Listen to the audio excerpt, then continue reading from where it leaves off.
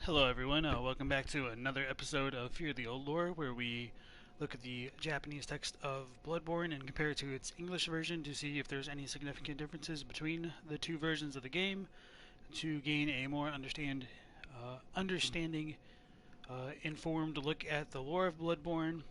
Occasionally, we do look at the Korean text as well, so most of you are already familiar with the way that this stream tends to go. So yesterday we finished off in the earlier portion of the Hunter's Nightmare.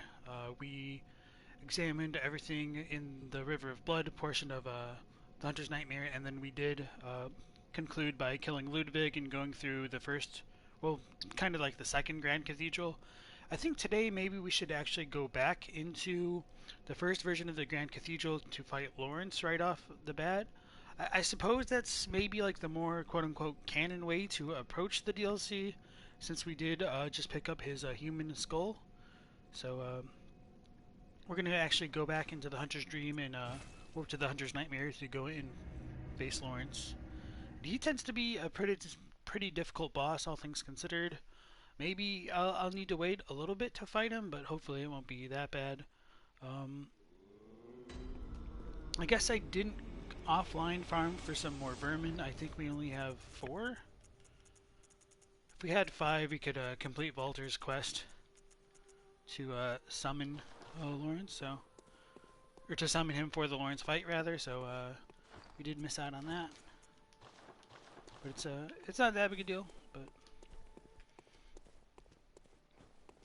before we do that, let's go ahead and repair the weapon. I don't remember if we got any more significant blood gems. I kind of doubt it, but it doesn't hurt to check. Alright. And then before the fight, I might as well get rid of all my echoes and purchase some more vials. We're doing pretty well on our stock so far. So, with that out of the way, let's go and return to the Hunter's Dream and take the long route back into the first Grand Cathedral to fight Laurence, the first vicar of the Healing Church.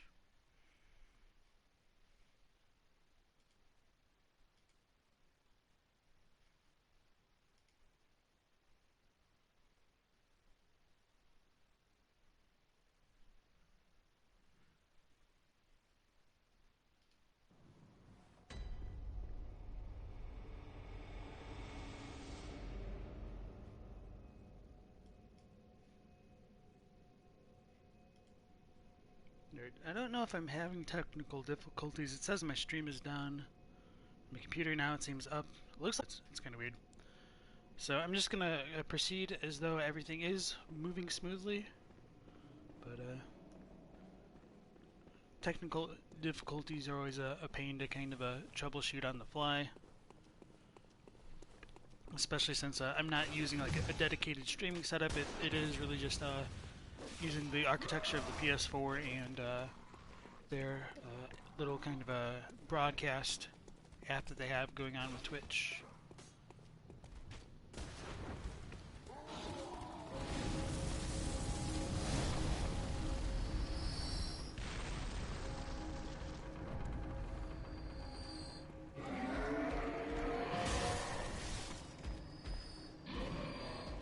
So right here we can get slammed in the back by that jerk of a bell holder, but we could also summon Master Walter for the Laurence fight.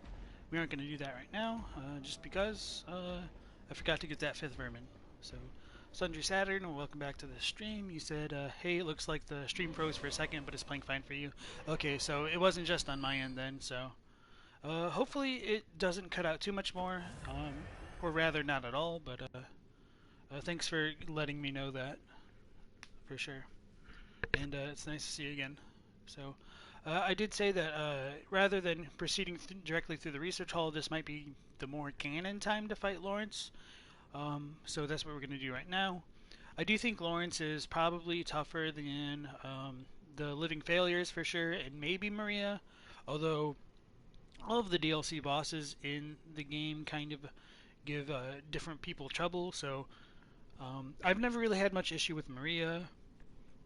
The second time I fought Laurence, it was a little bit more difficult than the first, but and then when we did it on the stream, it wasn't that bad, and I don't think I summoned for him, so it's just a matter of keeping your distance and dealing with his attacks. I don't really think there's anything, like any buffs that are worth using against him. I mean, I could be wrong, but I'm pretty bad at using those items anyway, so let's just go into it. And to just kind of refresh our memories, when we did get that skull of Laurence, or Laurence's skull, it says that it's a symbol of Laurence's past and what he failed to protect. The Japanese for that is closer to like it's the oath that he failed to protect. I don't know how like the oath itself could be a skull, but it's probably more of a symbolic kind of representation of Laurence's humanity than his literal skull. Obviously, because we do find his real skull in the waking world, and that is what allows us to get that cutscene between him and Master Willem. And so he is destined to seek a skull, but even if he found it, it could never restore his memories. And so the Japanese is a little bit more ambiguous, and it's like he might be searching for this, and so even if it could never restore his memories, that part is pretty much the same. So this is supposed to be a hint that if we do return to Laurence, he could be looking for the skull, and that's probably why he's going to reanimate and come after the player in this fight. So just for a little bit of cinematics to open up to this boss scene, I'm going to go ahead and turn off that HUD.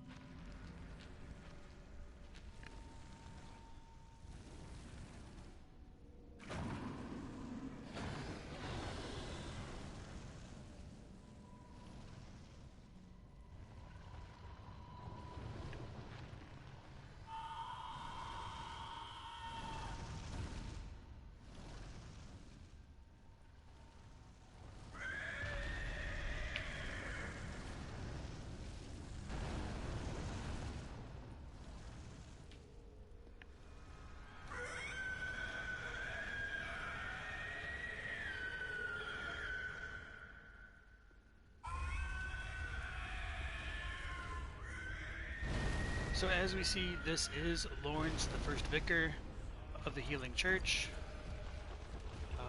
He is kind of a reused asset of the Cleric Beast boss, although obviously this one is on fire. He has more flaming AoE style attacks. And as I mentioned about like the enemy design of the Cleric Beast itself, it might have been inspired by a kind of like Wendigo or Wendigo, I don't really know how to pronounce that honestly. Like an Algonquin, oh that's lucky. An Algonquin Native American folklore monster that can exist in a couple different forms, and whether that's like more of a psychological kind of monster or an actual monster of its own right is a little bit varied. Some Algonquin peoples would believe that humans could transform into Wendigo, and that they're kind of like a representation of greed, or damn, the foreign garb definitely does not help against him. So they could be like a representation of greed and or a kind of a psychosis where the person gets overcome with like senses of like bloodlust and cannibalistic urges. And so whether or not that was completely mental, or whether or not certain peoples believe that to be an actual kind of monster out in the world does differ from region to region. But I do think that motif overall probably had a strong was a strong source of inspiration for the design of the Cleric Beast for sure, and that does kind of get repeated with Laurence. And so the other point would be like the Algonquin, or sorry, the Wendigo are described as like having exposed ribs, and their skin is tightly drawn across their body, and that kind of goes into their whole like greed and kind of like insatiable hunger for flesh. And that does get pretty highlighted in both the Cleric Beast designs and Laurence's, because they do have the same model. But if they were kind of filled with a sense of greed, that could just go to show like whatever the healing church is trying to use for their blood, it's not quite as holy as they might be trying to lead people to believe.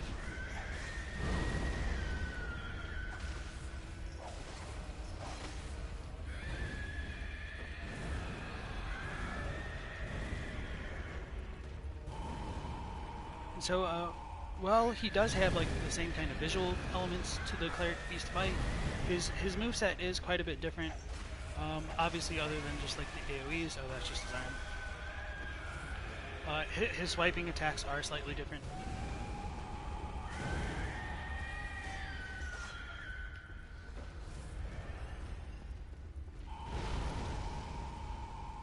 Thought he was gonna explode.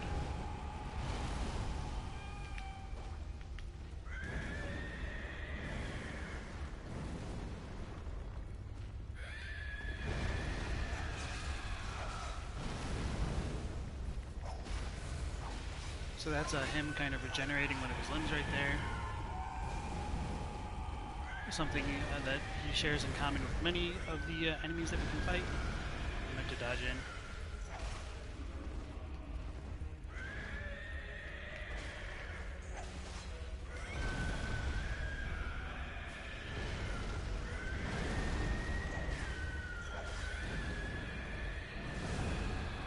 Kind of got lost in the camera right there.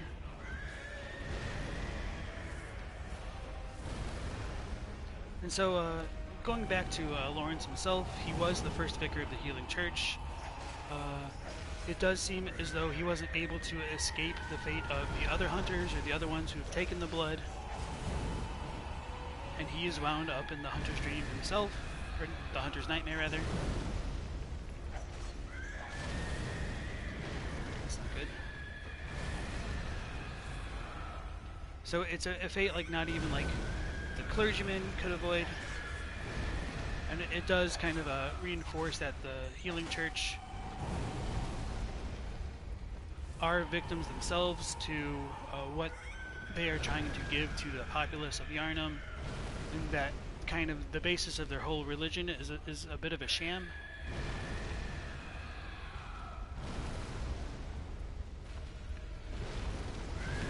As to like the nature of a contract between like him and Gehrman and the Moon Presence, that's not really expanded upon.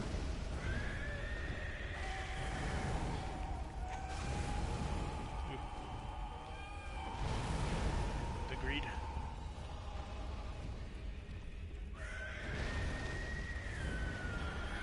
Running low on vials.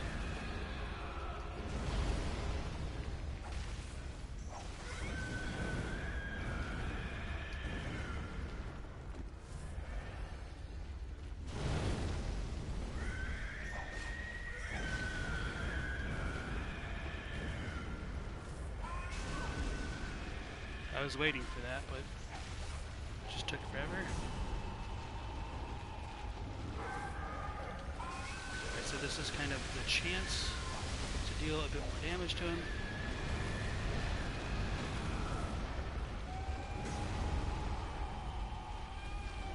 So you can kind of cheese the second fight, or phase of the fight, by backing off and waiting for him to spew that kind of a lava breath attack.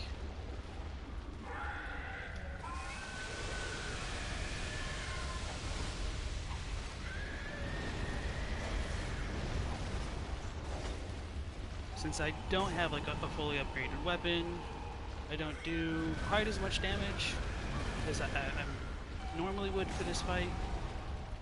So he is not that that's like the reason why he's kicking my ass. I mean, obviously I could play a bit better.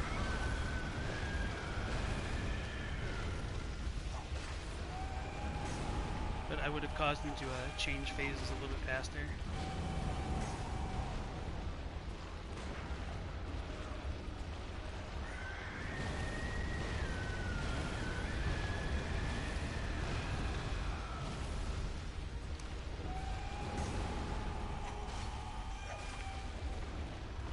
not to be too greedy here.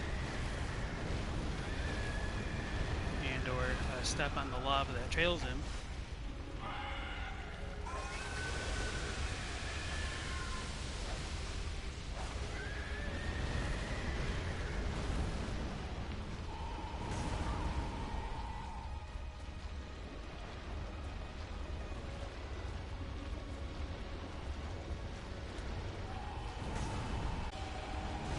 Oh, damn it. I was not prepared for that. Oh, well, that was a pretty good attempt, all things considered.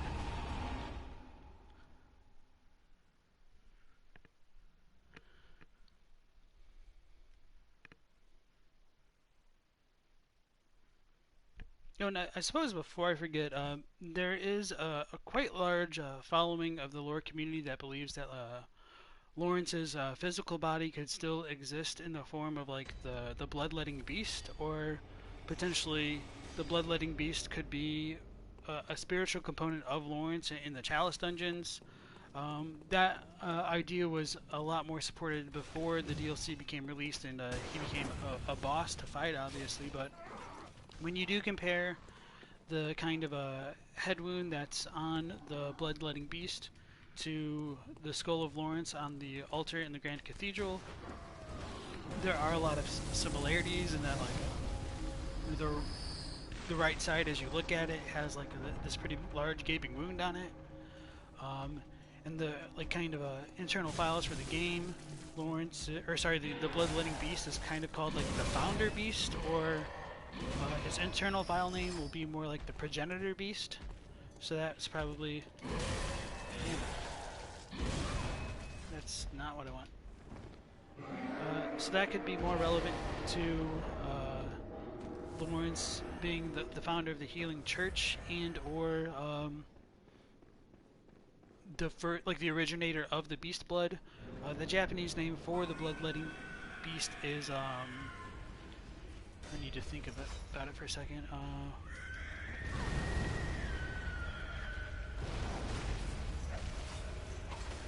Trying to rally back some of that HP.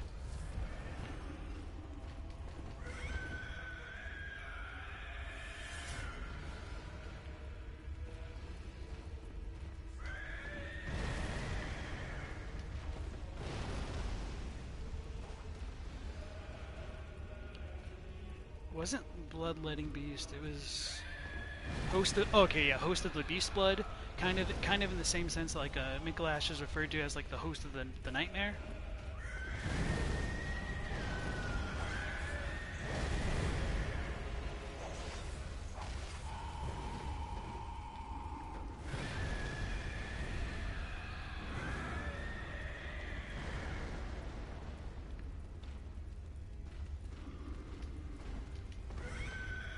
Thought it grabbed me for a second. So that was getting one of its limbs broken.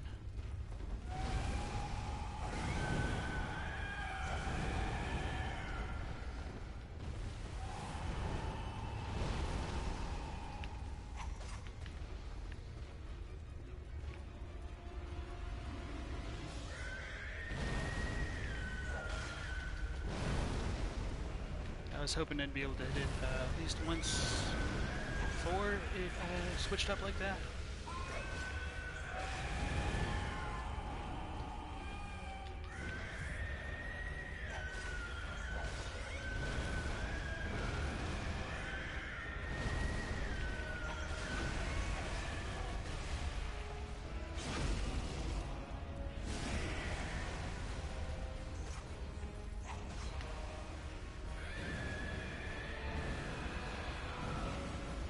So he does have a lot more like combos than the Cleric Beast, which does make it a little bit harder to approach him.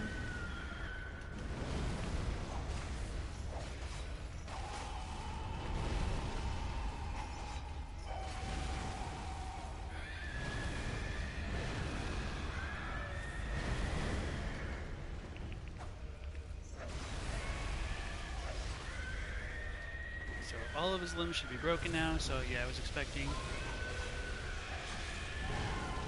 him to repair them like that.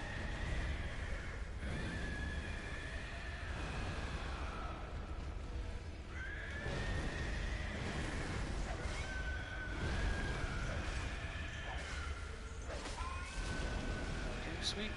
Got a lot more vials this time around as well.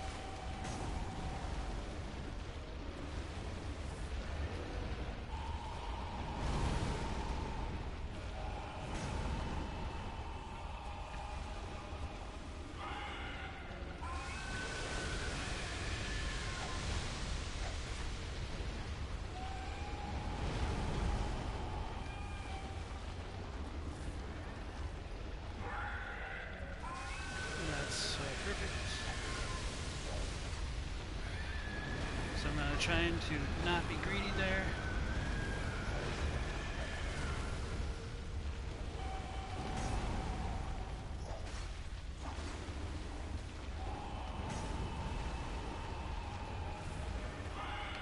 Oh, sweet. I'm not running.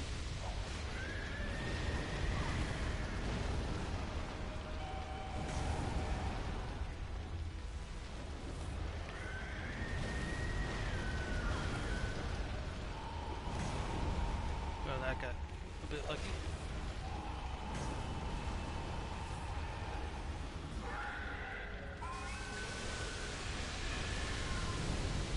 Damn it.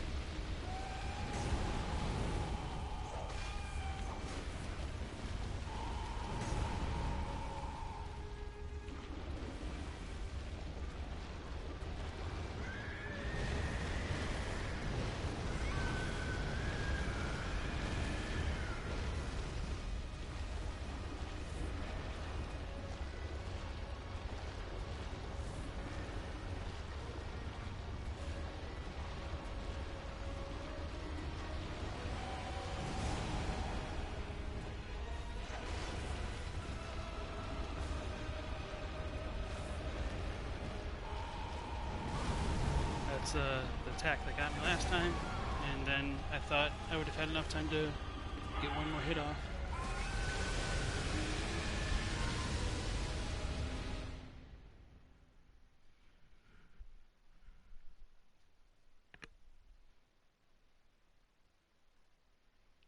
So I think this time we probably should be able to beat him. Just need to play a little bit better towards that second phase.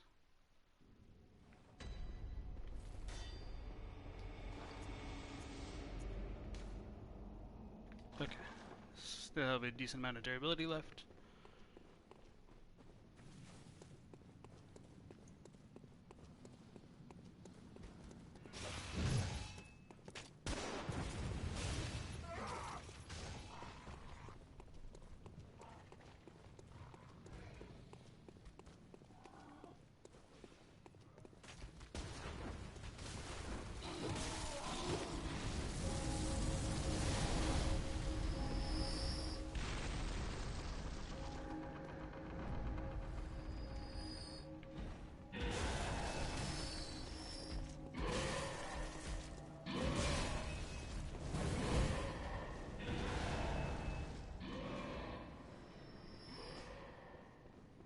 Alright, here we go.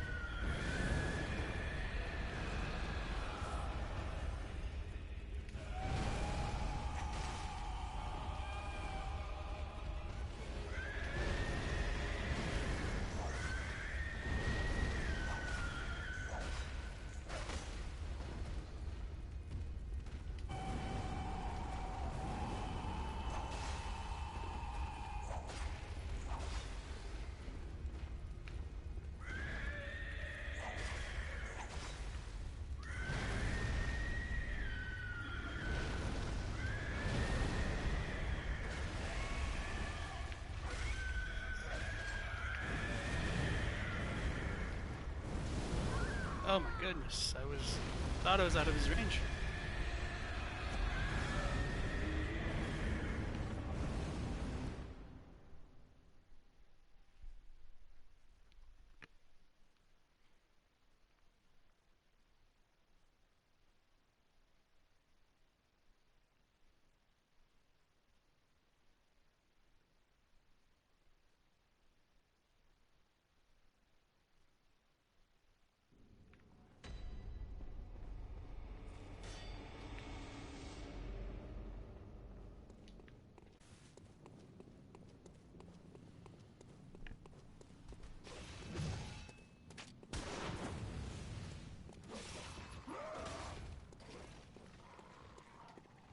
And part of this is why I do like to leave Laurence for like a little bit later.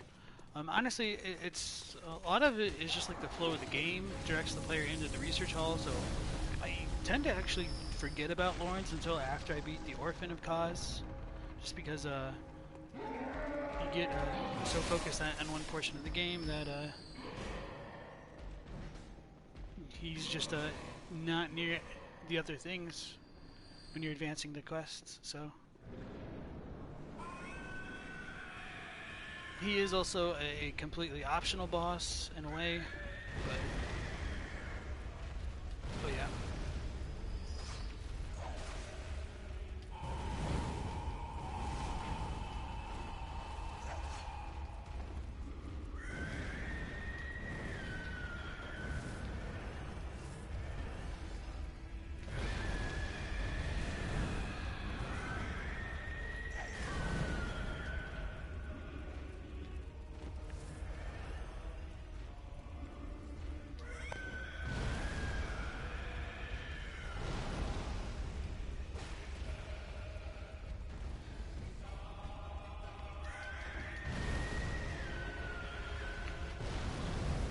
Damn it, I tried to dodge back.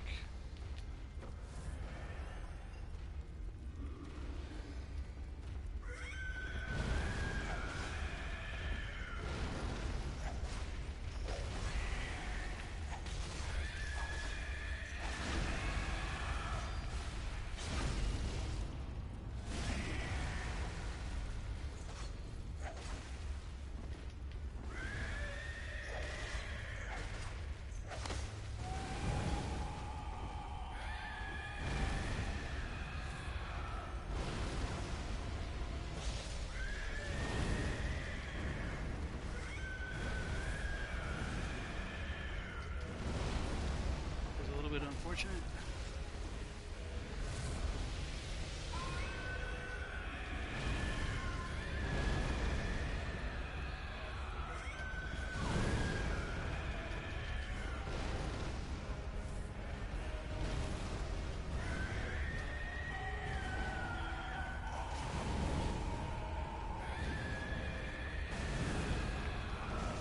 I shouldn't have dodged backwards.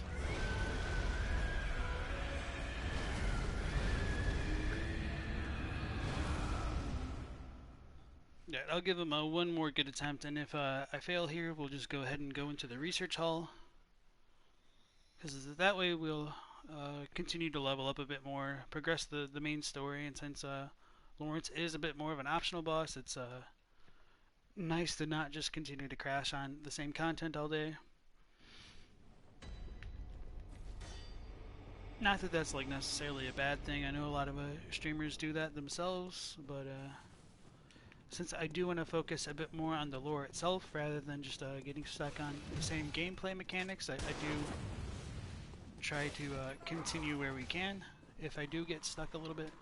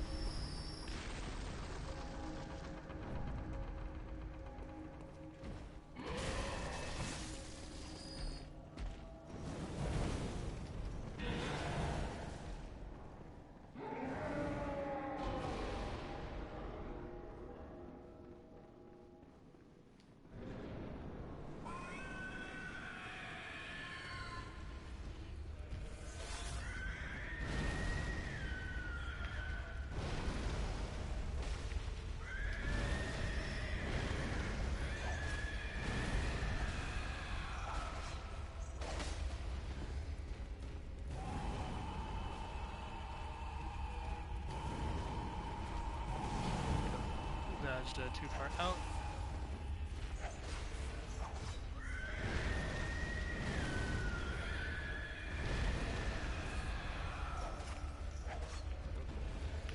Not close enough for that.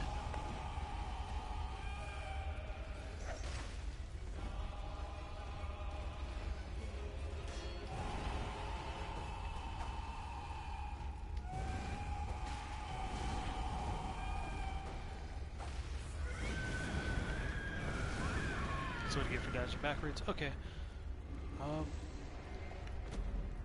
Nah, screw it. I will do one more try since that was so garbage. But after that, I really will go back to the research hall. Partially because I'm sure this is also depleting my storage of blood vials as well. So.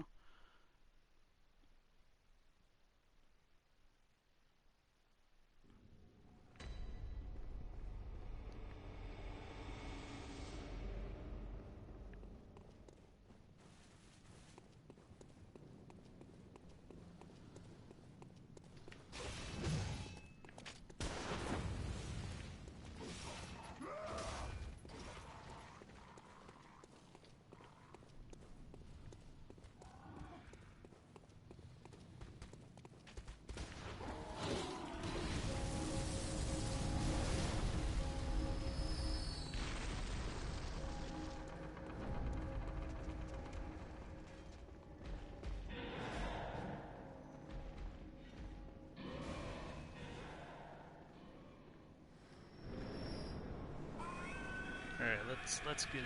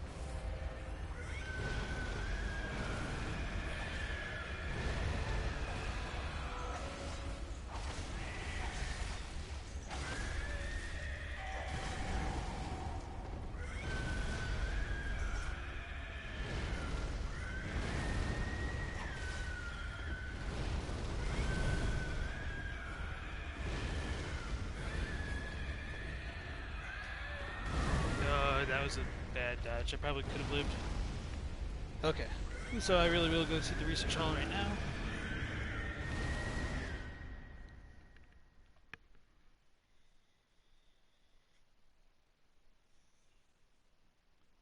And then he will be easier once we upgrade the weapon to +10 and maybe get a few different gems, but...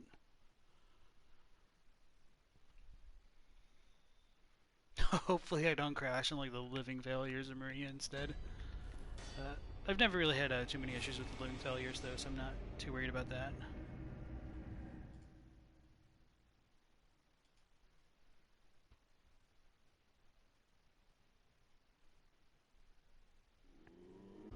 Doll's asleep. Not too much to say. I'll go ahead and repair the weapon before we head out.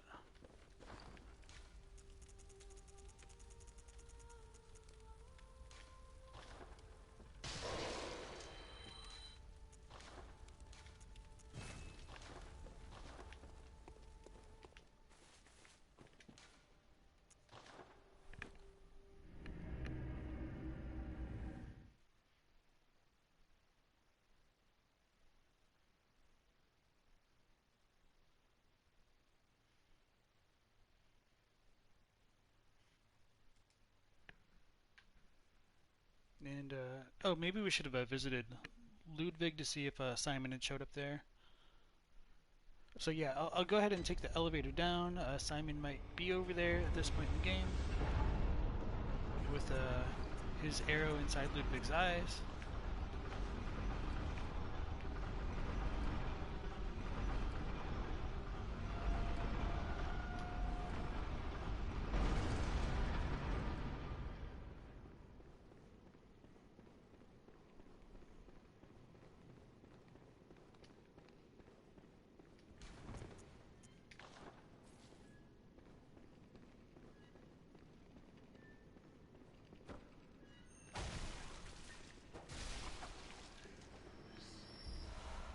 Huh, it gives a beast blood pellet. I didn't know that.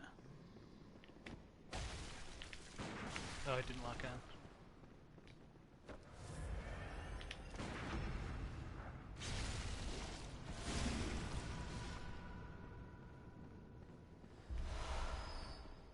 Shrouded by nine bullets, dead round to beast on Eve.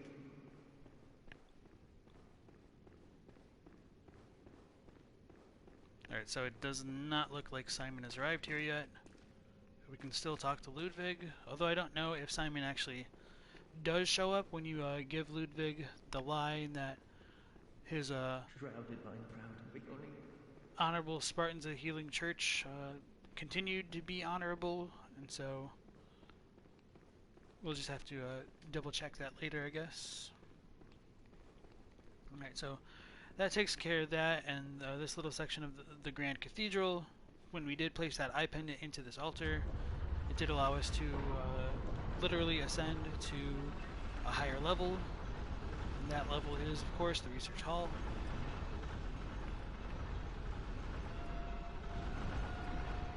Where we get to find out more of the Healing Church's secrets.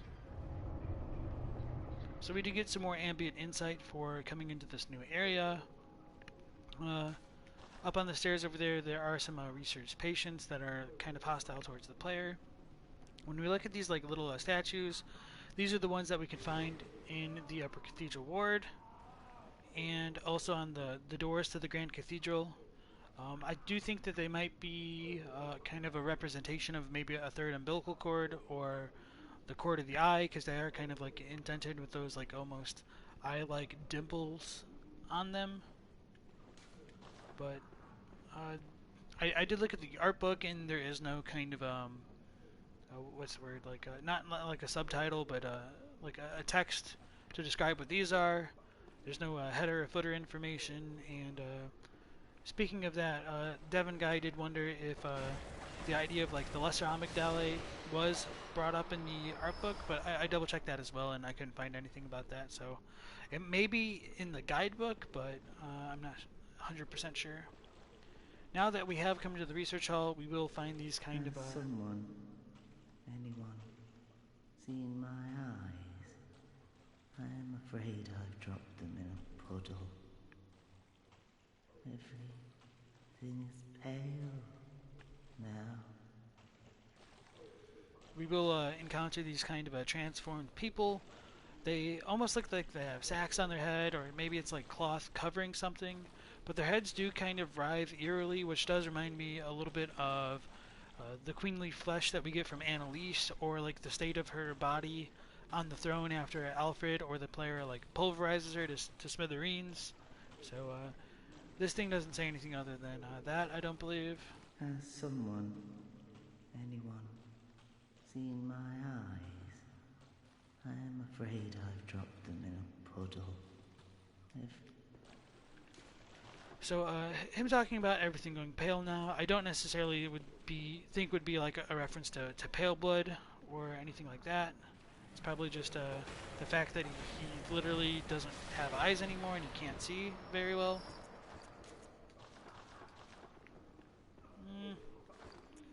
Okay, do have my antidote equipped. And this pool of fluid right here is like poisonous kind of water. I do wonder whether or not this is supposed to be like actually poisoned water, or if it's just like the runoff of some of their experiments. It seems as though this might be the kind of fluid that they're putting inside their brains to potentially induce the state that they're in. From the corpses in the middle of it, I mean, we do get some more blue elixirs, which kind of does reinforce the idea that blue elixirs are used in these kind of experiments relating to either like the orphanage or the choir, because the research hall seems to almost be like a precursor to those institutions.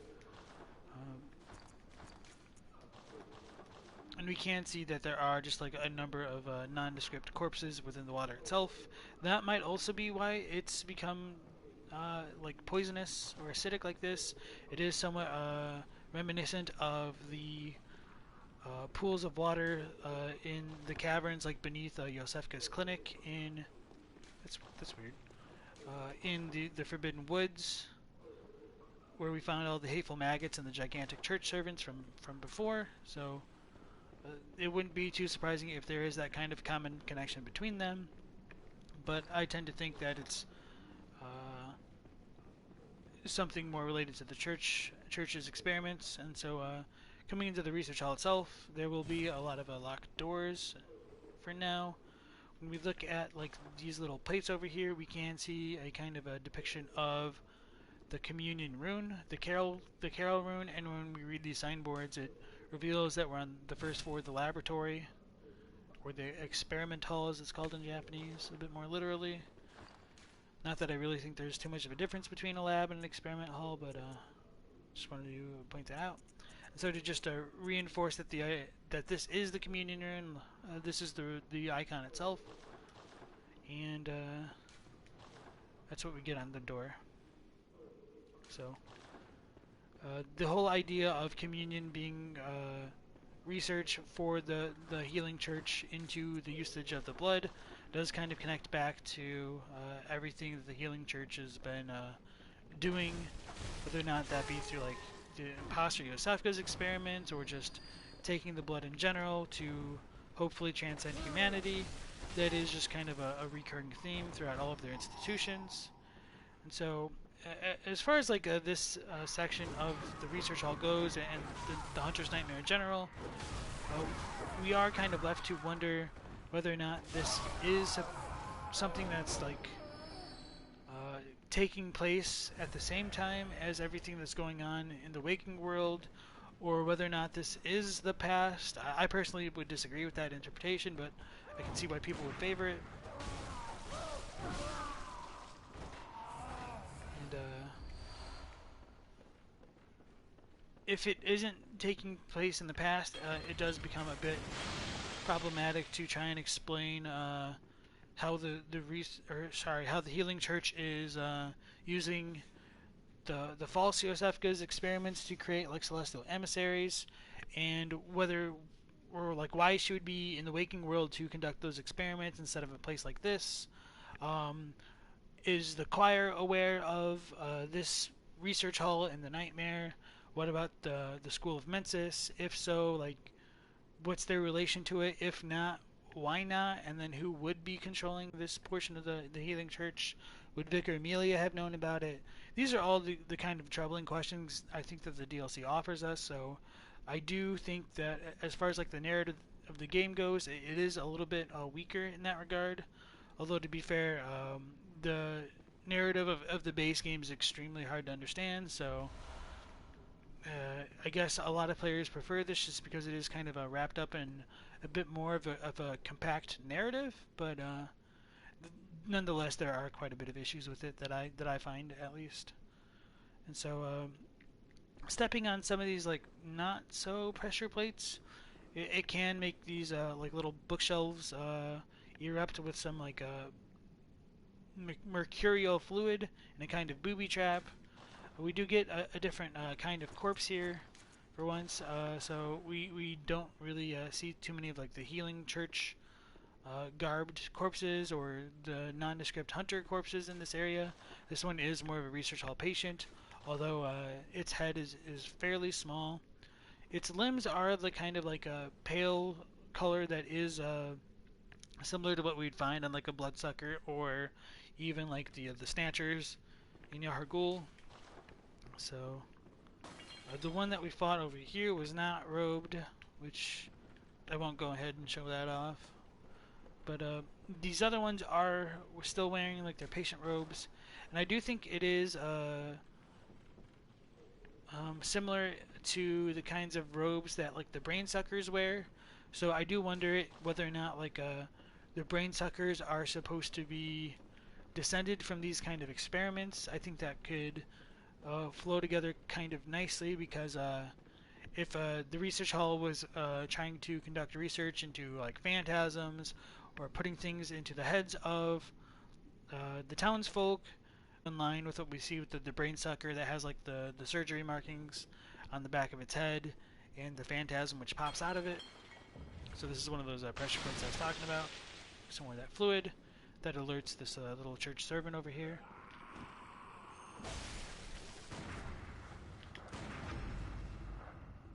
Oh.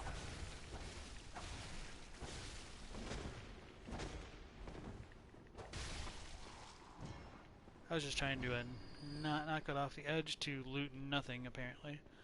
So. Oh, Lady Murray, save me, please. I don't hear anything. We can find some more non-hostile versions of these research hall patients. And then from this one we get a safer look up close. We're not going to have to stand in like poisonous water. We can still talk to her to get her to repeat that dialogue.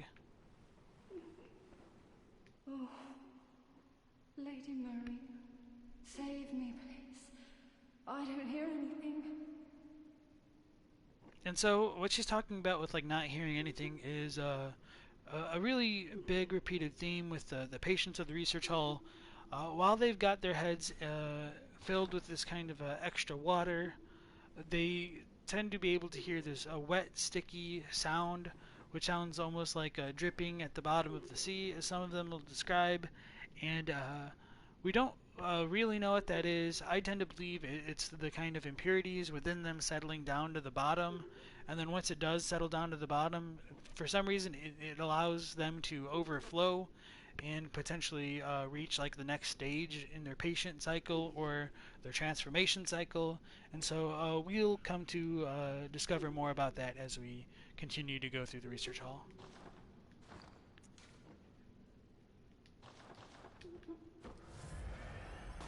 And one thing that is kind of cool to point out in the research hall, and this isn't necessarily specific to only being in the research hall, when we do look at some of the bottles of like the medical containers and glasses here, these ones are labeled HCl, which does stand for like hydrochloric acid, and so there may be the chance that like the pool of like poisonous fluids down there could be related to hydrochloric acid.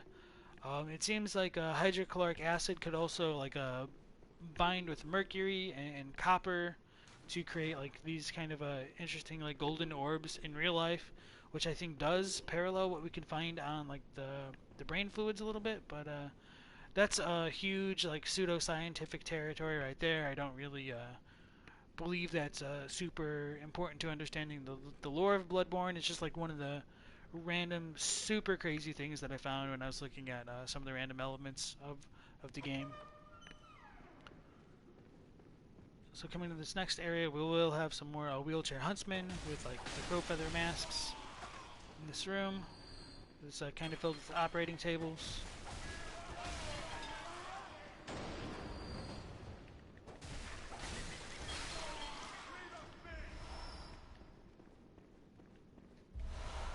As always, they drop lots of quicksilver bullets.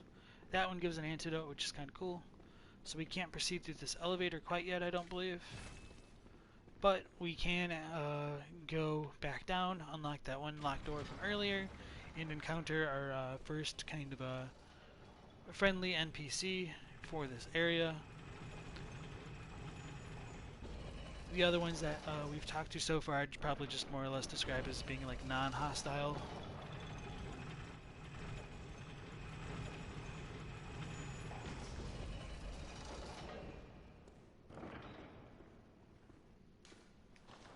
Is that you, Lady Maria? No. You're someone else.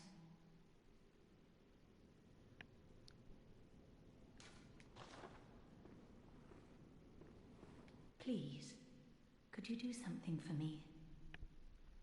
I need brain fluid. Murky, mushy brain fluid.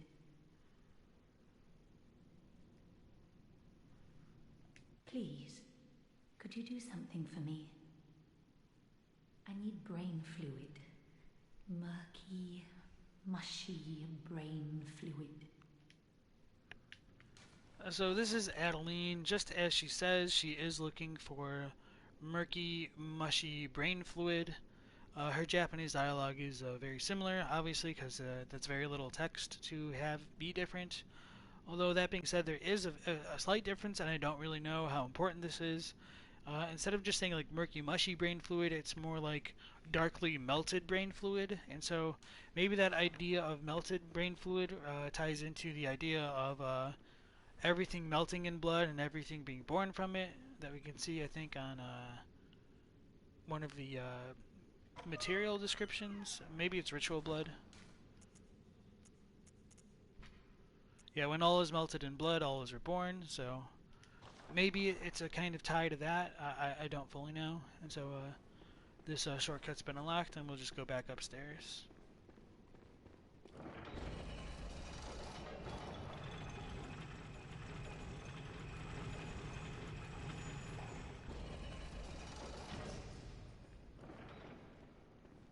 Oh, did not pick that up before.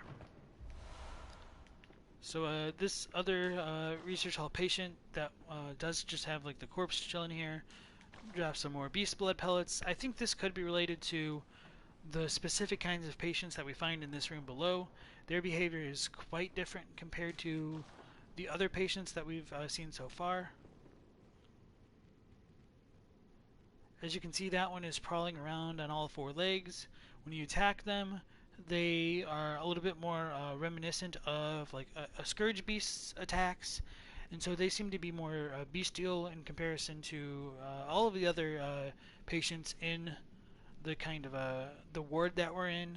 And so this leads me to believe that they were experimenting on people in varying states of their beasthood transformations, and so I don't think the products of the research hall are limited to only one kind of transformation, and this might help explain why you can have things like celestial emissaries versus brain suckers versus maybe even like the blue-eyed scourge beast that you'd see in the upper cathedral ward. And below this little drop right here, we do have another research hall patient that acts like a beast.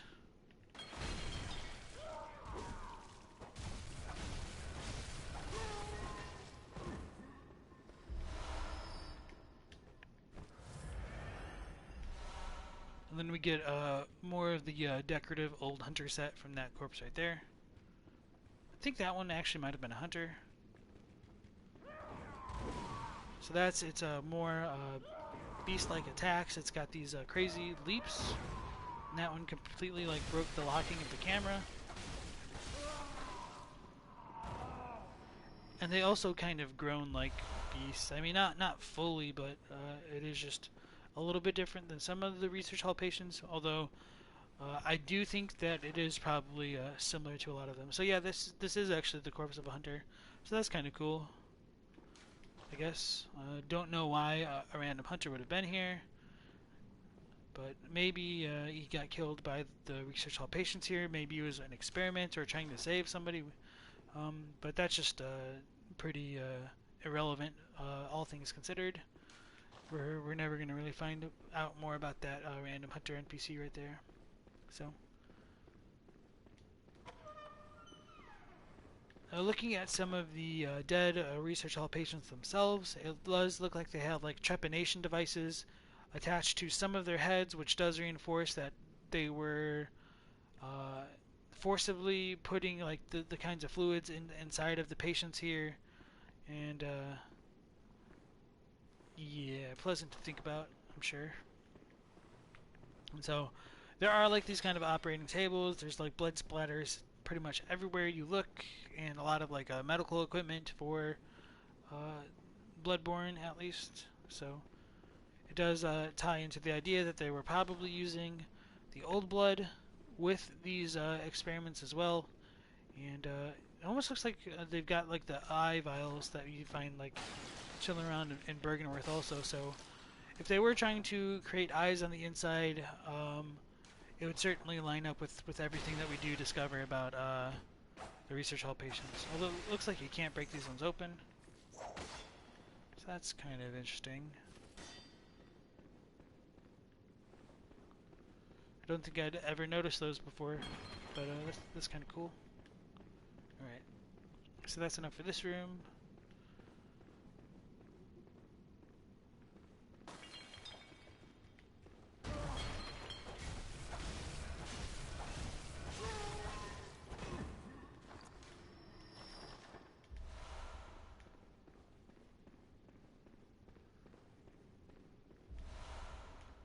Some more frenzied cold blood. It's not too big a deal. And there's another kind of a non-hostile NPC over here, tending to a flower.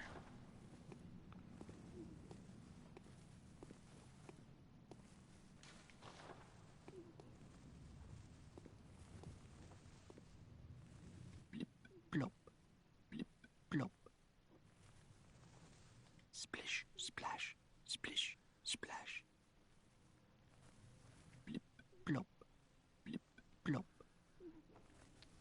And so a lot of the patients will say like plip plop, and things along those lines. That is probably the kind of like onomatopoetic sound that they do hear from the kind of droplets of water that does seem to be occurring in their heads. Later on, we actually will be able to attain one of those like kind of enlarged heads as a kind of a vanity item that we can wear on the character itself. And if you do stand still long enough in like a quiet area, you can hear a very, very subtle plip-plop kind of sound. So I'm pretty sure that's highlighted on YouTube if anybody's really curious into looking into it. So I'm probably not going to show that off just because it's a little bit tedious to do, and just kind of more of a nice little like Easter egg than anything like super important, I think.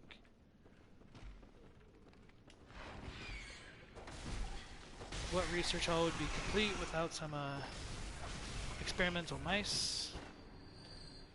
So as we can see, like parts of the staircase don't quite line up with anything. It's because for whatever reason you can like rotate the staircase to line up with different parts of the area later on. So not the most practical setup for a research hall, I wouldn't think, but maybe it's a way to make their mice solve their puzzles and get out.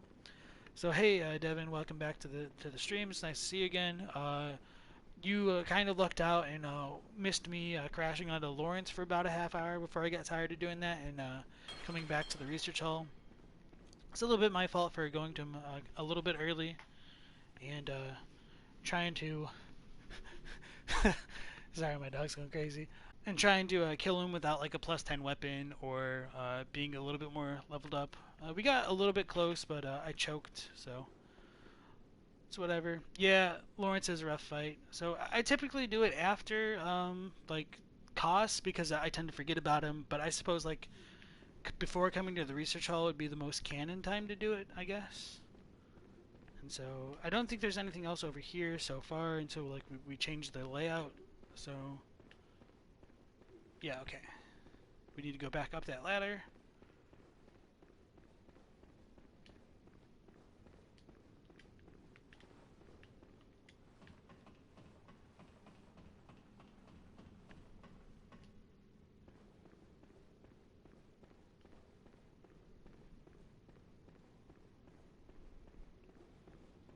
and then back down these stairs up to the other side of the research hall.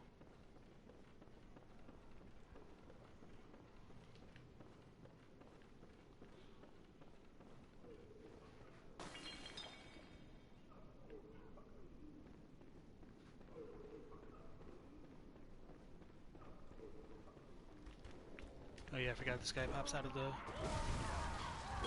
way like that.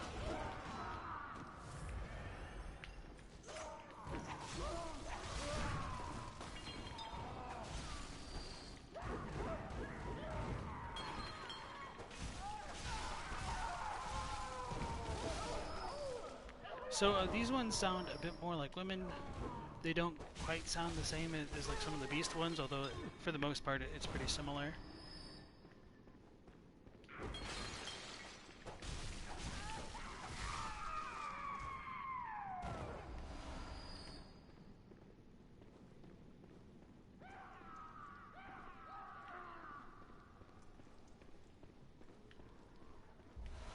So we get some more blood vials. And then this door is kind of obstructed by some of these like wheelchairs and medical equipment. This tells us we're on the patient room, second floor, so there is a little bit of a variation in the titles for these rooms. Kill me. Please. Just kill me. Free me from this place before I go mad. Sundry Saturn asks, would Adela have ended up as a research patient? I don't necessarily think so. There does seem to be a kind of difference between Blood Saints and the research patients. And part of the reason why I say that is because Adeline, or Adeline, however you want to pronounce it, does introduce herself as a Blood Saint. So, while it is revealed that they are like kind of cultivated to become Blood Saints, it doesn't seem as though they went through the process that these patients are going through to become one. So, if you're asking if she would have ended up as a research patient had we not intervened, I suppose it's a possibility, but I do kind of doubt it just because she would kind of die out in Yahar'gul if we didn't come and rescue her, so if they got their hands on her, maybe. I don't really know how they do select people to become experiments for what we have in the research hall, and whether or not this is something that does have more interactions with the waking world, or if it's something that's a bit closed off, is also a bit of a mystery. So there are like I think 3 patients in total in this room that will talk. This one asks for us to kill him, which is pretty sad. We can't continue to initiate the conversations. We can only just go on to the next one. Someone help me. I'm guilty. I know. But I won't do it again. I promise. The dumb darkness. It frightens me. And what rises from its very depths.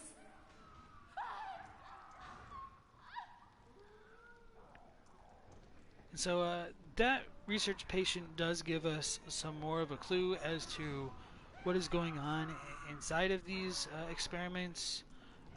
What rises from the very depth does remind me of like some of what Vicar Amelia talks about in her prayer about beasthood luring the meek into the depths with their honeyed words, and so I think that gets parallel to what they're undergoing right now.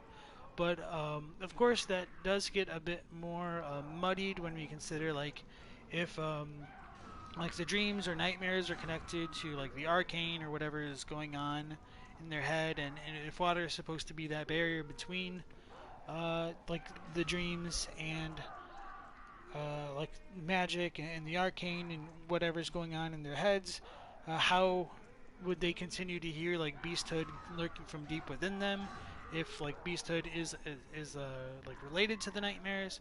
So that does kind of show that maybe like beasthood or transformation in general is something more inherent within humanity than something more closely associated with all these dreams and nightmares that we're coming into contact with right now. So A Devon guy says, maybe only those with lowly blood become blood saints in the first place. Also, seeing as these patients have been here since the old hunters era, might have been these experiments that led to the development of blood saints to begin with, although nothing directly implies that. Now, I think that's a pretty good point. I think, though, since Adeline says that she was already a blood saint, and like stress on the past tense was, that might diminish some of those claims. Or maybe they're trying to make like super blood saints, I guess you could argue, but that does lead me to have some doubts towards that claim. But I do understand why you could come to that conclusion for sure. I just don't know if that's actually the case, which tends to be the case quite a lot of times when we are looking at the lore of Bloodborne. We really don't get like those fully fleshed out answers, and so quite often a lot of it is really just left up to individual player interpretation, which is perfectly fine. So we've got one more patient to look at. Lady Maria, please take my hand. Please help me. Don't let me drown. And of course, his dialogue right there about "Don't let me drown" is really tied to that idea of them like putting water or fluid into the heads of these patients. It also paints Lady Maria as a bit more sympathetic of a character, and that she probably comforted or consoled these patients in the past, and that's probably why he's asking for that kind of consolation now. So let's go and see if he has anything else to say. Lady, please help. Okay. So maybe you can talk to them again. Maybe I was just standing in the wrong spot for the other one. Okay. Free me. And so I do like that last part right there. Free me before I go mad. Please, just kill me. Free me from this place before I go mad. Because I think we could read that as tying into the concept behind like cold blood, and as it does become like a bit more and more arcane, it goes from cold blood dew to thick, or what I would say is rich cold blood, into frenzied cold blood. And so this idea of like frenzy being close to madness, I mean it is essentially the exact same term in Japanese, which shouldn't be too much of a surprise, but just in that just being slightly short of becoming like closer to the kin and great ones, I think does get reinforced time and time again as we do look into these kind of supernatural phenomena and these kind of experiments into like contacting other worlds or the great ones more specifically, or trying to transform oneself into a great one. All of that really does just tie back together. So I'm not sure if I'm going to go back into that other room first, but I know it does connect, so let's go up this way first.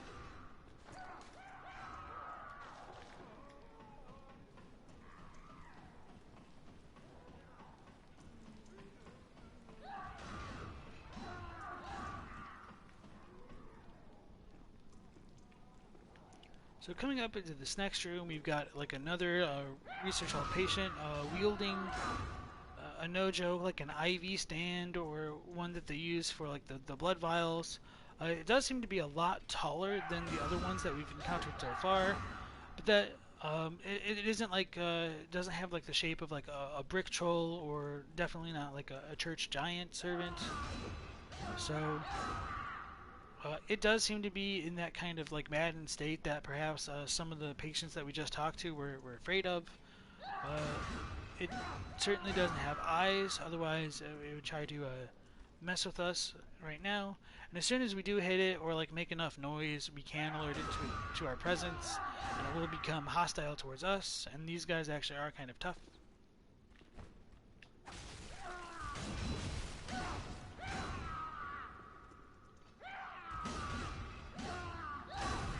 So it does track us slightly, like not a ton. I should probably dodge better now if I want to live and stop screwing around.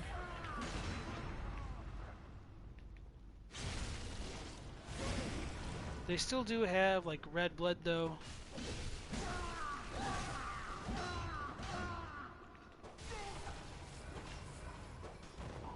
And we can still rally on them, which is, you know, par for the norm. But there have been a couple instances where we haven't been able to do so. So maybe it is worth pointing out from time to time.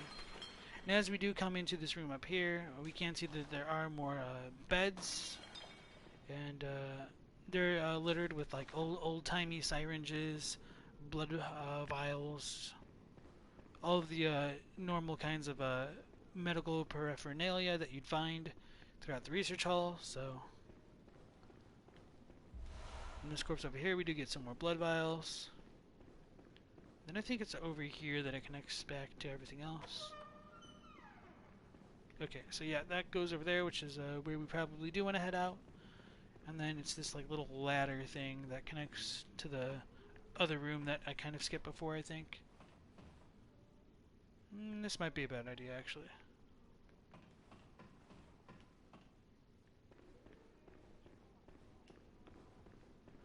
Rarely applying the whole look before you leap logic, I suppose, but let's go with it. So, oh, it looks like we do get some more of those like little eyeball canisters. Maybe we can actually break these ones open. Oh, just knock them over.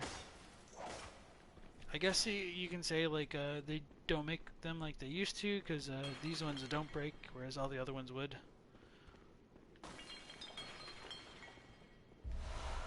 So with some more antidotes, we can see a kind of a church hunter over there. I don't know if that corpse just died. Oh yeah, it's because of the crazy Gatling gun wielder at the top of these steps. You can hear him slightly in the background, or faintly in the background rather. And coming to this portion of the floor, there will be like a different kind of research hall patient prowling around. I do think this is like the rotted arm patient in this room.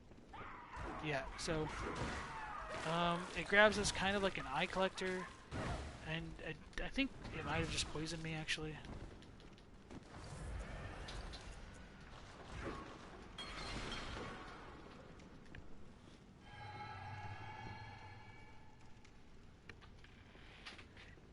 And so that version is kind of interesting. I think like the internal files just call it like rotted arms, which makes sense because if we can compare like the idea of like poison being like corrupt, maybe not like rotted is the right word. I can't think of it right now, but it almost seems to be like spewing blood right now or something like pus. I think might be the idea. There's like a bunch of stuff. It is a kind of a different research hall patient than the ones we've seen so far. Can't tell if it's a bit more red deliberately so, or if that's just kind of me thinking that. It was just with this lighting, so.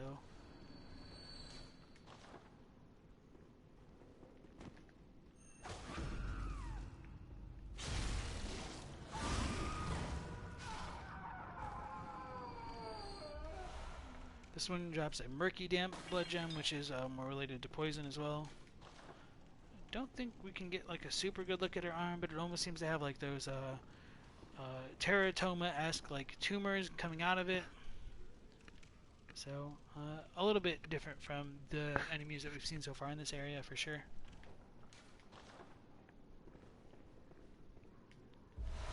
This corp gives us some more quicksilver bullets, so probably just more of like a lure than anything significant. And it almost looks like there is a mirror here, which could be like related to Yarhagul, and it's kind of covered with like just the blood-stained cloths that are on some of these research hall patients as well. So I never noticed that little mirror here before, I don't think, so that's a little interesting to consider.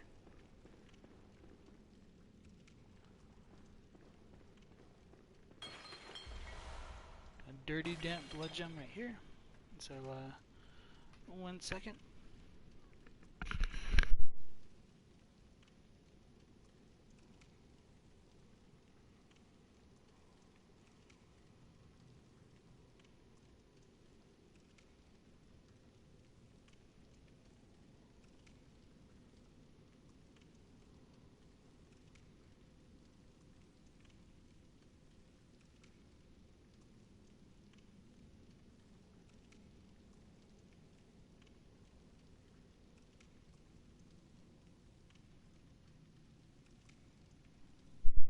Sorry for that.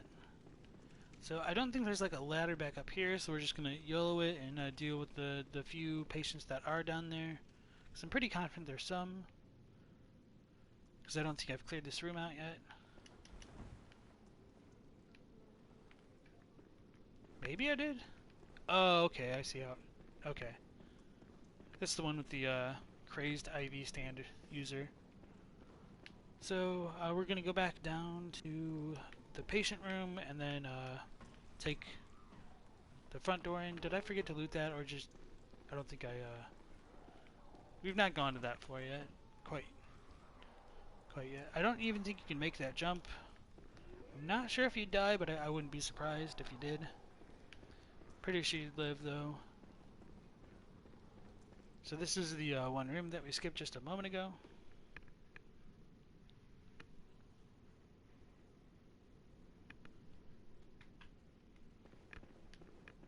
And let's go ahead and read this. So, patient room, floor 2, same as the other one. But annoyingly, in this room, we will get accosted by some of these patients that are like throw vials at us, similar to like the slime scholars. Although they are like actually throwing bottles and not like regurgitating into bottles to create them. So there is a slight difference between them, all things considered.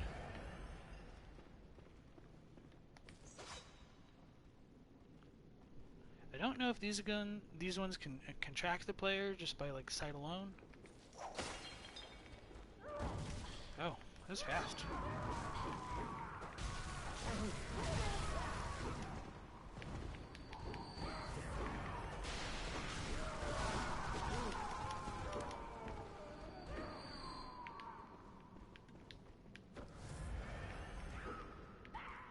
Yeah, it seems to be more sound than sight at first, but it seems like once they do get like aggroed onto the player, they can do a pretty decent job like tracking us.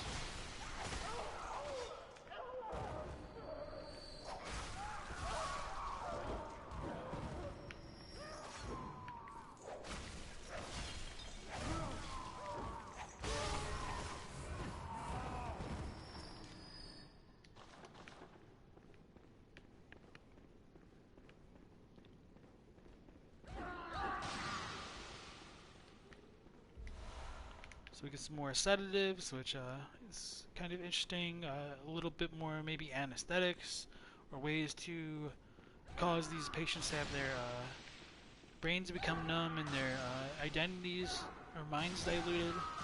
So I do think that these guys are probably throwing like the HCl bottles, but it doesn't really seem to be mercury just because they do erupt into a mist as well, although maybe it just becomes methyl mercury really quickly, which is the vapor form of it. Holy crap.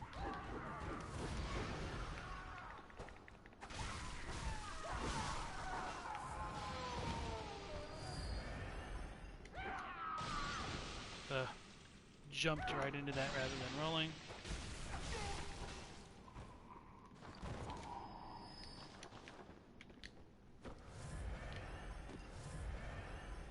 You think that would be a cool throwable to add into the game, like a Molotov with a different effect? Yeah, that definitely would be interesting.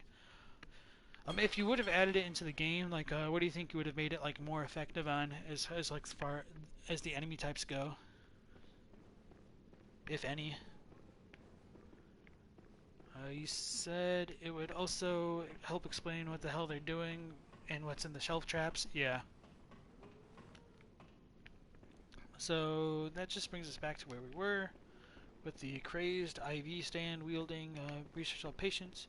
So maybe we do need to go back out on this floor. Oh, I think I know. Oh, we need to go up that ramp, don't we? Yep, okay. I should have remembered. So there is a crazy Gatling gun wielding wheelchair huntsman right there. He is messing us up.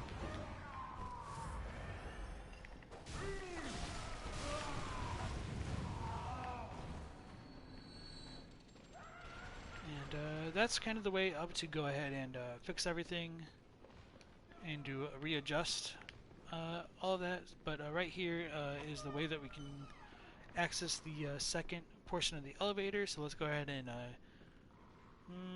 yeah, let's go ahead and send this down first.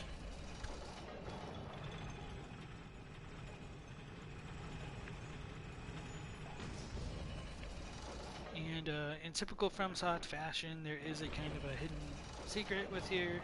Should be a little bit obvious since the one wall is kind of still exposed.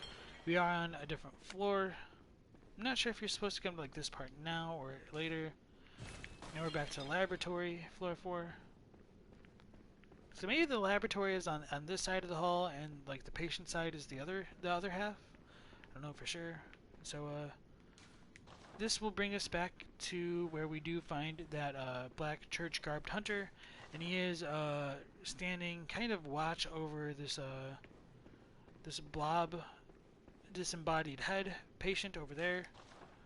So when we do get that item from this research hall patient's head, it will reveal that there's probably more of a canon connection between these two NPCs right here. So it looks like he's wielding the cane and maybe the same pistol that I am, which is kind of cool. Well, it's probably the repeating pistol, all things considered. Okay.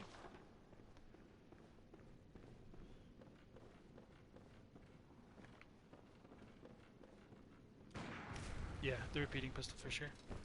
He'll also throw poison knives at us, which is annoying.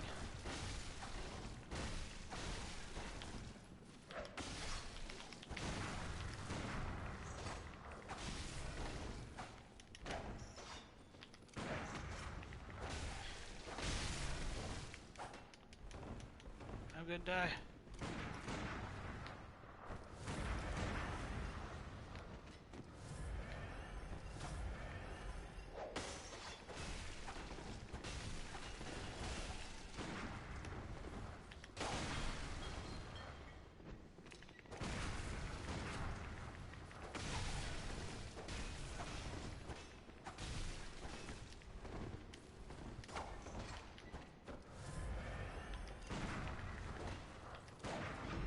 There we go.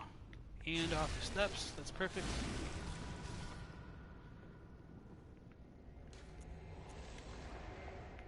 I totally meant to bow. I think I replaced my bow. Oh, it's this one over there.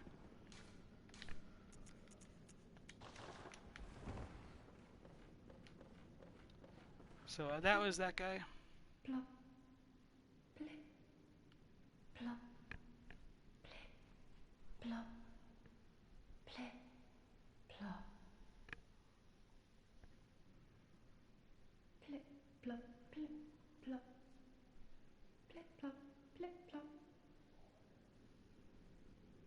Lol, flexing on Hunter, barely.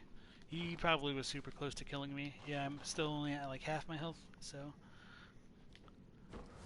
gotta throw it in someone's face if we're gonna crash on Laurence that badly. These are prequel memes, always a bigger fish kind of meme going on here. And so this research hall patient is probably the little sister of that black church garbed hunter that we just brutally murdered for no other reason that he looked at us funny. Lady Maria, I'm a robin. Will I ever curl up and become an egg? What say you? Lady Maria. Lady Maria, say something. Anything. So there does seem to be a kind of personal relationship between many of these research hall patients and Lady Maria herself. Why she's not out now and trying to console them is anyone's guess. I did look at the Japanese dialogue for quite a lot of the research patients, so hopefully to find more information about just what the hell they're talking about. But this one is pretty much inscrutable in both languages. She says pretty much the same thing about becoming a robin and turning into an egg. Maybe actually, now that I think about it, there might have been a little bit of a difference in the Japanese. Let me try to look it up right here. It's like, if I go slow, could I become an egg? So yeah, it's still pretty inscrutable. I guess she says that she is a robin. Oh, she says that in English too. So maybe the idea could be similar to when Adeline asks for like a baptism, and so they seem to think like maybe regressing into a kind of infant state is a good thing, and it might allow into like the the transformation into something else after they regress. Might be what they're kind of getting at. So um, the idea of perhaps going like returning into the state of an infant to become something greater could be tied to the third ending of the game, but that's just pretty wild conjecture, to be quite honest, and so you can take that or leave it for what you will. So let's talk to her again. Lady Maria, Will we get nothing else? And so we will. Lady Maria, Oops. We will commit another atrocity and attack this defenseless, disembodied head. And then it drops an item, some brain fluid, which is what Adeline was asking for. And so we do see that she will pop back into shape. Lady Maria, I'm a robin. Will I ever curl up and become an egg? Say. And then she continues to talk as though nothing ever happened, which is most certainly abnormal for everything that we've encountered so far in the game. The only other thing that we've seen come to life somewhat similarly, and I mean we haven't really done it this playthrough, would be like Queen Annalise. Yeah, that's pretty much that for now. So let's go ahead and look at that brain fluid description before turning it into Adeline. So Devin says, the head patients also kind of remind you of how the health vial descriptions almost alludes to it having an addictive quality, like they need it or are compelled towards it. Very eldritch stuff. Yeah, I know what you're getting at there. Alright, so there's a few different variants of the brain fluid that you can pick up. I think there's 3 in total, and they all do have different descriptions. And you can't get all 3 in your inventory at the same time, so for whatever reason, if you are like trying to hold on to every lore item in the game, like you will consume them, or you won't have all 3 just because you get the last one from Adeline herself after you feed her the 2 other ones. So this is a grayish amoeba-shaped brain fluid, wobbles and bounces, extracted from a patient whose head expanded until that was all that they were. Once, a young girl had an older brother who was determined to become a doctor, and so she willfully became his patient. In the end, this led to their encounter with the eldritch truth, for which they considered themselves blessed. And so, as I've mentioned time and time again, this idea of eldritch truth is more or less related to the arcane stat. Eldritch truth comes from Shinpi, which is also what they used for that arcane stat in Japanese. It was translated extremely inconsistently, and so my translation for this final paragraph is closer to: once an older brother desired to become a man of medicine, and his younger sister became a patient for the advancement of those desires. The result was an encounter with the dreamlike arcane. The 2 were blessed. So the 2 descriptions are very similar overall, but I do like that in the Japanese especially, they say that it's a dreamlike arcane, and so that does kind of connect the 2 ideas a bit further than what we've seen so far. Like a lot of it has just been more of me implying that they're connected through the various mechanics that we've seen them introduced in so far, and that is a bit more of an explicit confirmation of what I've been talking about. So that's it for this brain fluid, and we'll go ahead and give it to Adeline down here.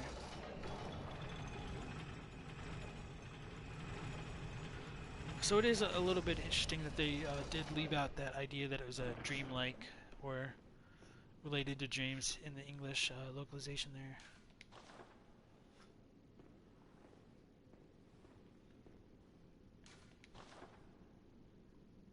Please, could you do something for me? I need brain fluid. murky, mushy brain fluid. Oh, thank you. You're terribly kind.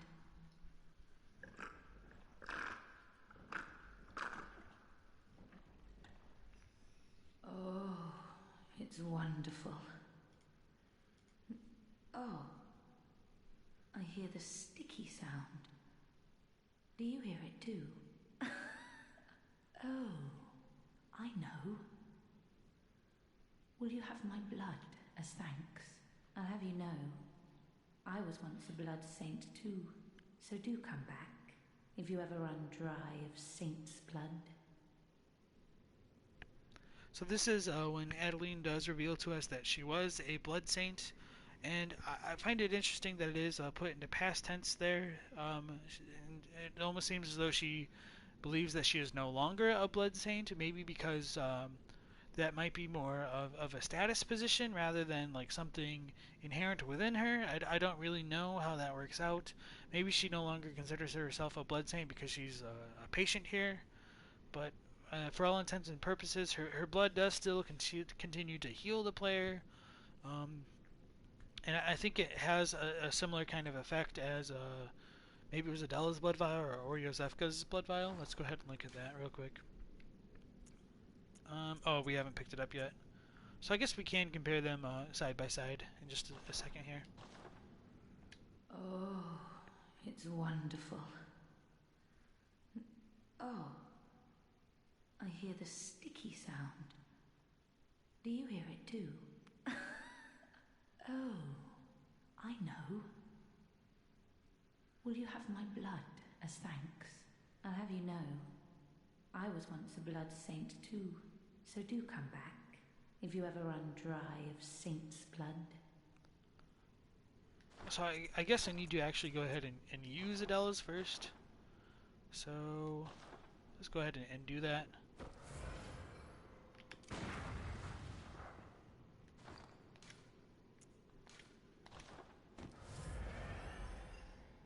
As we see, it does continue to heal us once we've used it.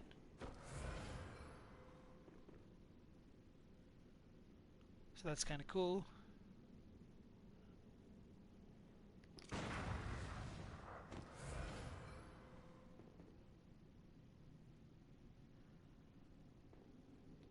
Oh, hello again. Will you accept my blood as thanks? Oh, I do. Let me go ahead and do that again with the HUD off. Oh, hello again. Will you accept my blood as thanks? Oh, I'm sorry. Do come back if it please you. I am in your debt.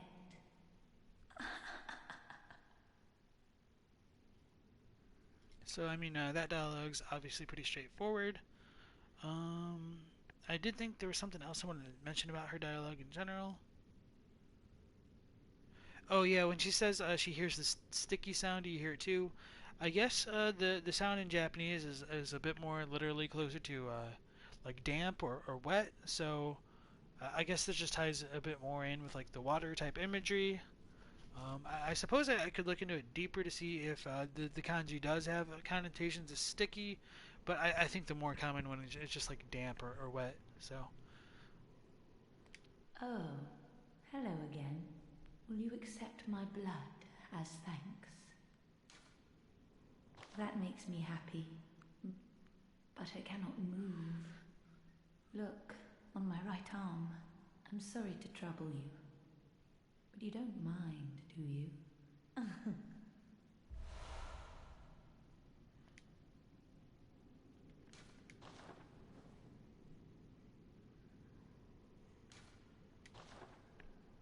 So as she does mention, there is that kind of instrument, the syringe in her left arm.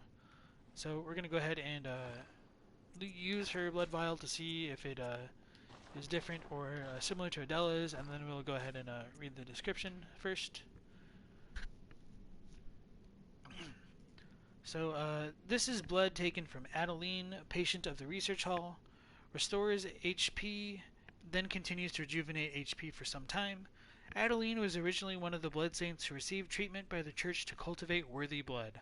Adeline's was one of the few cases that turned out favorably. And so, as Devin was talking about earlier, he was wondering if this is related to the kind of experiments that they're conducting now. I do think that's a good question, and if we consider like this is the nightmare, maybe like the real world equivalent of Adeline did undergo experiments like we do find in the research hall that did turn into a blood saint. That is a good possibility. But how that would get divorced from like a nightmare version of her and like the way that she gives blood here is also something worth considering. So, um, yeah.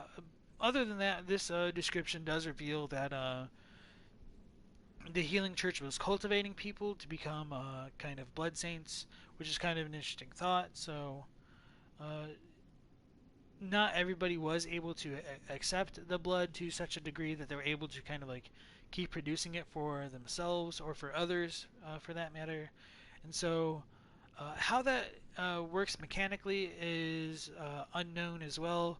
One thought that I might have would be like to like kind of compare it to like maybe radio signals or something like that. Once the blood becomes a certain like level or frequency of like blood echoes or whatever makes the old blood tick, that once they become cultivated, they're able to have their base blood reach that frequency, and so that like content of blood echoes, and so maybe that they can just kind of refuel to where that base level of the echoes are, but for whatever reason, it doesn't seem like all Yarnamites are able to do that, and so that is why like the healing church is necessary. It is how they are able to control the flow of blood administration throughout the town, and it is kind of what gives them their power over the town. Even though this is ultimately what ended up like corrupting them and causing them to turn into terrible beasts, just like Laurence, the first vicar of the healing church. So.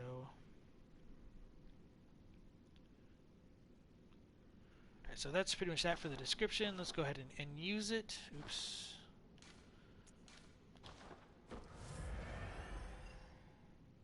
So it also seems to have a red effect, but I don't actually see it restoring HP.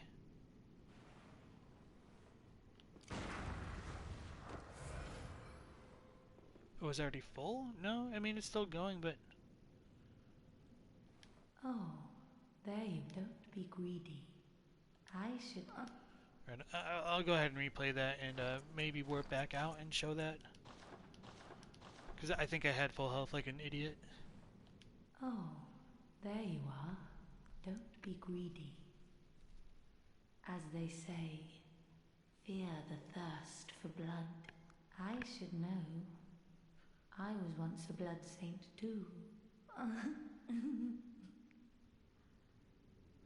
So I do really like her dialogue there, because I think this kind of reveals part of the nature of how Lawrence's adage with Master Willem became like bastardized over the course of history.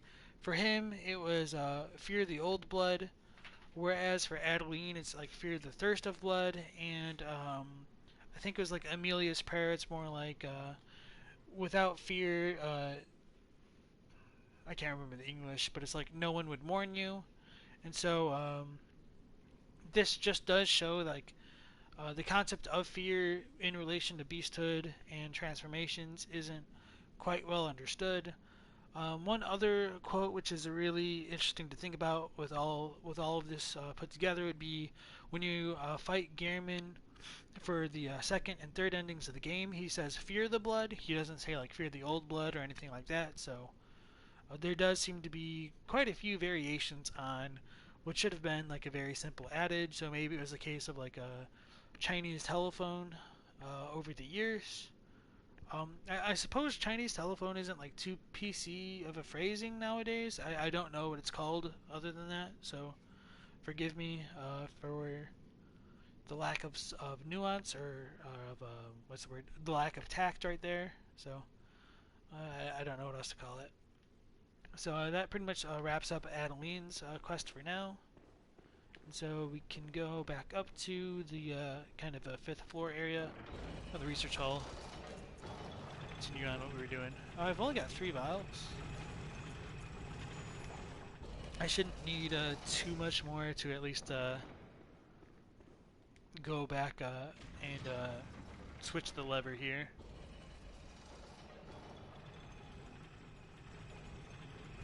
Oh yeah, it's probably because I dealt with like the little church hunter guy.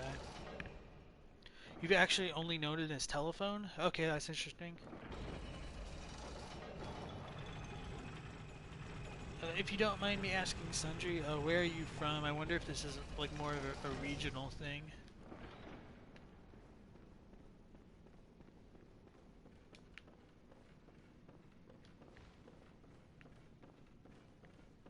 So, yeah, we are back up to the 5th floor. I didn't kill that guy yet, so yeah, let's go back over there. Or is this actually technically the 4th floor? Okay, yeah, it's the 5th.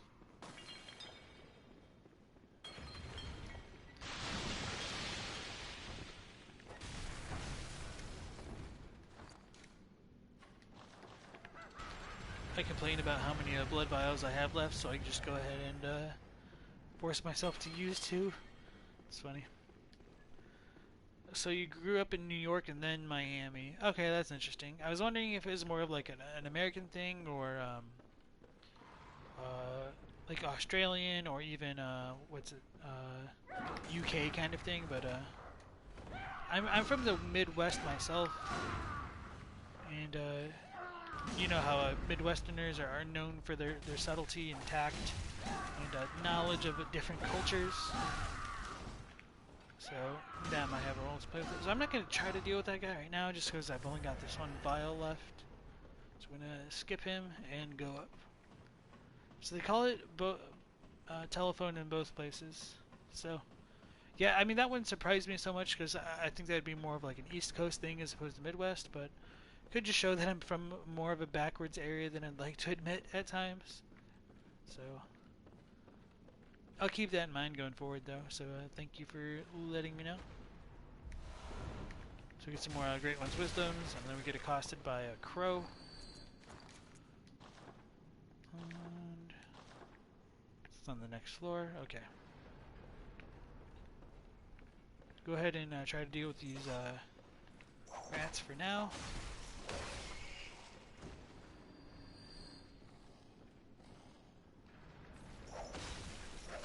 Rip.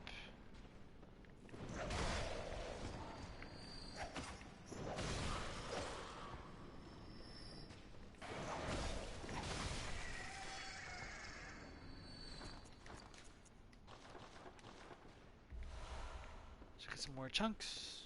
And looks like just another research hall patient. And then as we do come up here, we see like some of the gears of like the bells at the very top seem to be broken. And so the bells do seem to have significance for the Healing Church, since it is like towards the top of their kind of grand cathedral building. Although we don't really have a real Waking World equivalent for this area in the base version of the game, which is quite a bit of a shame, honestly. Listen close, and you too will hear the sound of water.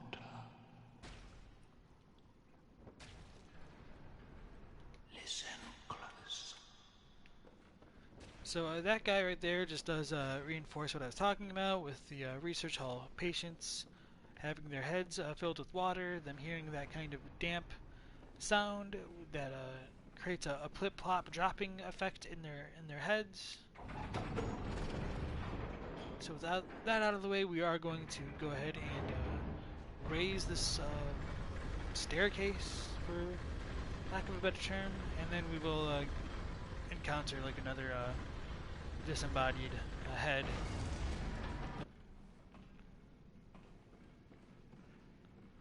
So for whatever reason, this crow over here drops the 2nd tier of the guidance rune, so we kind of need to spook it down over there. But I'm not gonna try to chase it yet, because I think we can get... Okay, yeah.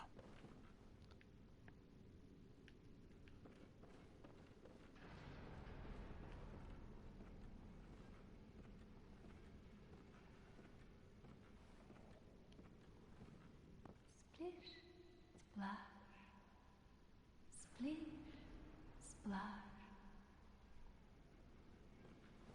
Have you heard how curiously the sea churns? Like a storm, but like the rain, only gentle, like dripping water. It bellows from deep inside of me. Here it comes, up through my inside, but gently, like little droplets. So this research hall patient does show off what I've been talking about like the sea churning, water kind of being that overall force which seems to keep the arcane away from humans, and then like once whatever is inside these things settles to the bottom, it allows that kind of overflowing from the inside, which seems to relate to their kinds of transformations. Um, there is that slight difference in Japanese where she says, like a storm, but like the rain, only gentle, like dripping water. It's more like a storm, like rain, yet gently, as if overflowing. And then when she says it bellows from deep inside me, here it comes up through my insides. She says it's echoing from my depths. It's coming from my depths, yet gently, as if overflowing. And so in the English, it's more like, but gently, like little droplets. So overall, I think you can kind of get at that same idea, but the Japanese is just slightly more explicit, which is appreciated for trying to come to terms with what we're facing in this area right here. And so Sundry says, it's okay, Protag. You actually know the kanji for telephone. You get a Chinese character pass. Thank you. Although, to be fair, I mean, I guess to be biased against me, I only know the Chinese character for telephone because of Japanese influences and not like actually looking at the Chinese. So I'll go ahead and revoke my own Chinese pass because I certainly don't deserve it. But thank you nonetheless. All right. So with all that said and done, this is where we will get our next source of the brain fluid. So let's commit another atrocity right here and kill it.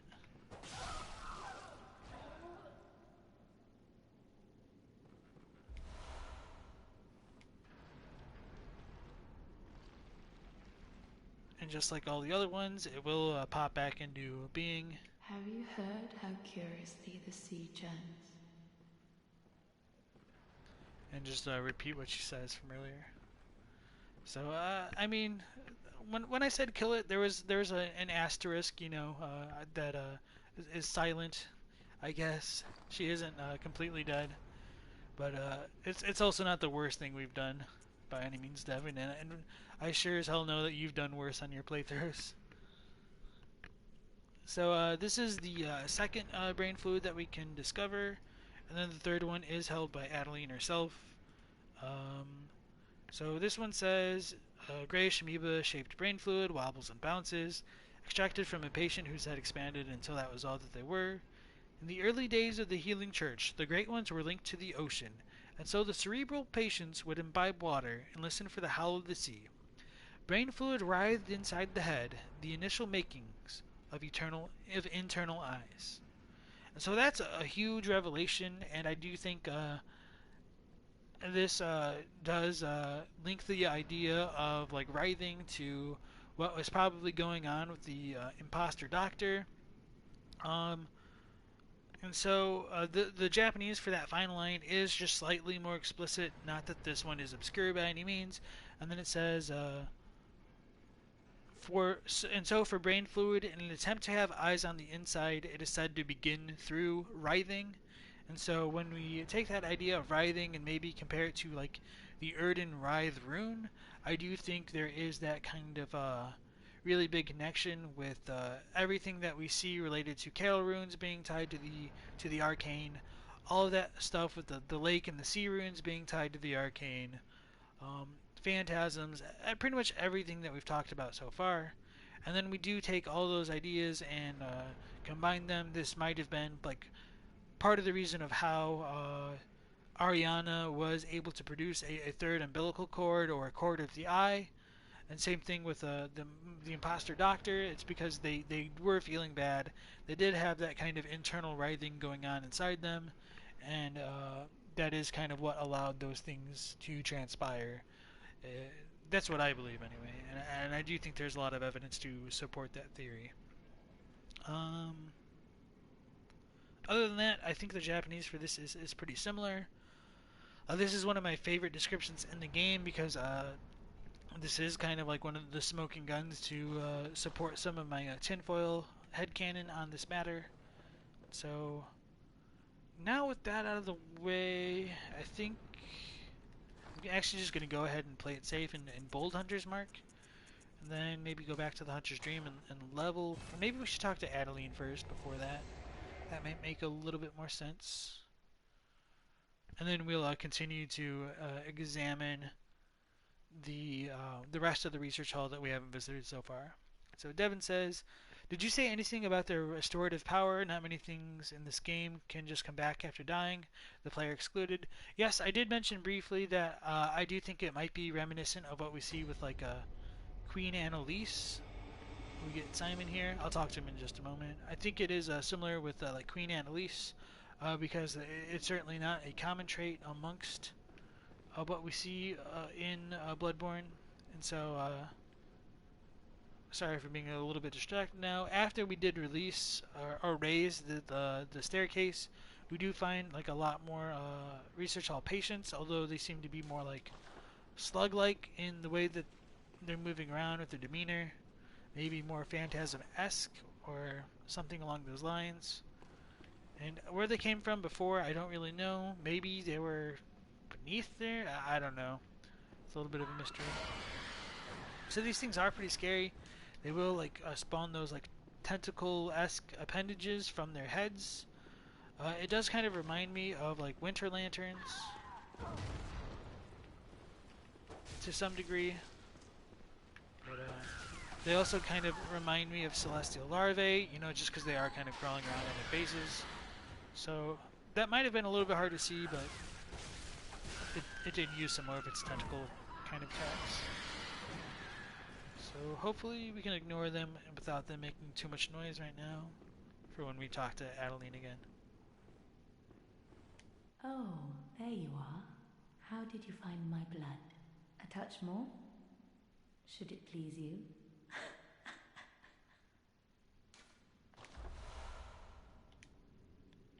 Oh, hello again. As I was a blood saint, I cannot break the tenets of the church, even for you. Once you've run dry of blood, come visit me again. So I think we need to progress a little bit more with the story, or like reset the entire area for her to accept the next tier of brain fluid. I don't really know her exact triggers, and it is kind of messy to get her to progress at the requested time, so we'll just leave her be for now and go ahead and talk to Simon. Oh, hello. Not a pretty sight, is it? The true face of the blood-worshipping, beast-purging, healing church. But that's not all. You seek the secrets held by the nightmare, do you not? Then here's what you must do. Climb the Astral Clocktower and kill Maria. She hides the real secret. So that's kind of our next clue as to what we need to do to progress through the nightmare and discover the secret. Obviously, we've already gone through a large chunk of the research hall and we've learned about Lady Maria, so Simon's handling in this area is a little bit choppy, I guess you could describe it as. Like, maybe they should have done a little bit of a better job of making him appear here before the player gets here, although that could have messed with his triggers after like killing Ludwig and him trying to deal with that body over there. So maybe he doesn't show up after you say yes to Ludwig, so maybe it's more of an only like a no kind of scenario, or if you just leave the head alone. I'm not entirely sure how that really works out. Looking at his dialogue here, He does reveal it to us that this is one of the larger secrets of the Healing Church, but it's really not that secret. Oh, actually, he doesn't really say that in English, does he? Okay, so the Japanese, he says, it said this is the true nature of the blood-blessed, beast-cleansing Healing Church. However, this kind of thing is no secret. You're interested in the nightmare and its secrets, aren't you? Then one bit of advice, go kill Maria at the Clocktower. Secrets are certainly being hidden beyond. And so, there is, I guess, a pretty significant difference, and so maybe the people of Yarnum were a bit more familiar with what the church is doing, if Simon is correct in saying this isn't a secret. Go on. Kill Maria atop the Astral Clocktower. She hides the real secret. Right, and so that's pretty much everything that he has to say for here, so we're just going to go back and level up, get a few more points in vitality, since apparently we need it for like Laurence, if for no other reason. And then we did get a few blood gems, but I don't think they're going to be of much help just because of their type. Welcome. What is... Very well. But then we can go ahead and also buy a bit more blood vials, which I'm sure we'll need.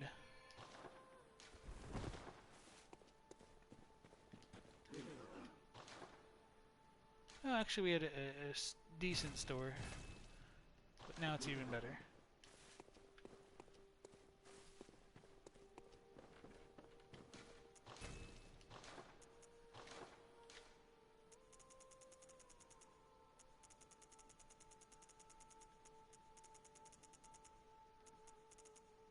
Alright.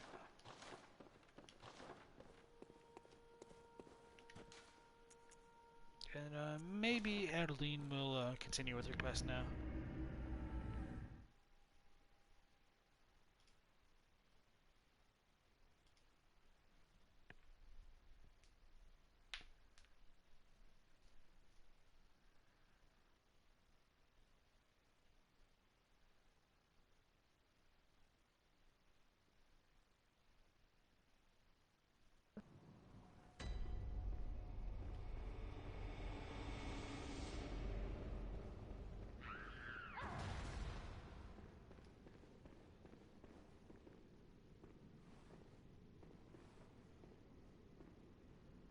Oh, hello again.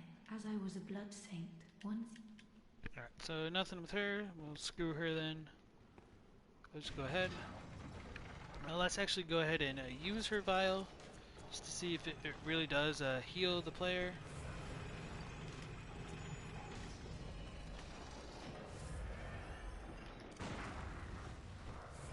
Alright, it does continue to do it. I just had full HP before and I was just being a bit of a doofus for not recognizing that. Oh, then do have more. The sticky sound guides me, and I have you to thank for it. Lady Maria never approved, but I am proud to have been a blood saint.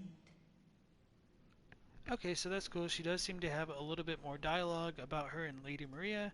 So maybe that does reveal that there was a bit more of a personal connection between Adeline and Maria than I personally initially thought. So I thought maybe at first they were only connected by their lineage, but if Maria never approved of Adeline actually having been a blood saint, that might suggest that they did have more of a connection. Maybe before she was a patient, and so that's probably why Maria does give her that balcony key that we'll get from her later on. Ow.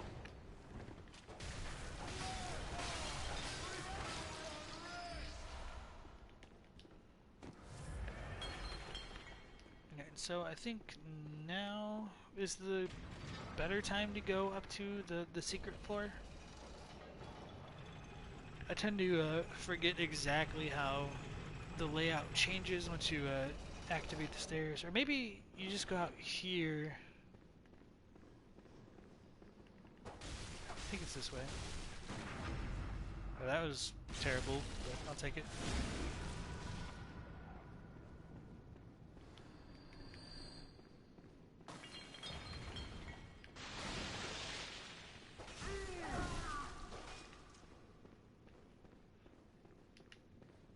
Oh, I remember now. So last time I forgot to get the lock shield kind of early. So I'll just go ahead and do that now.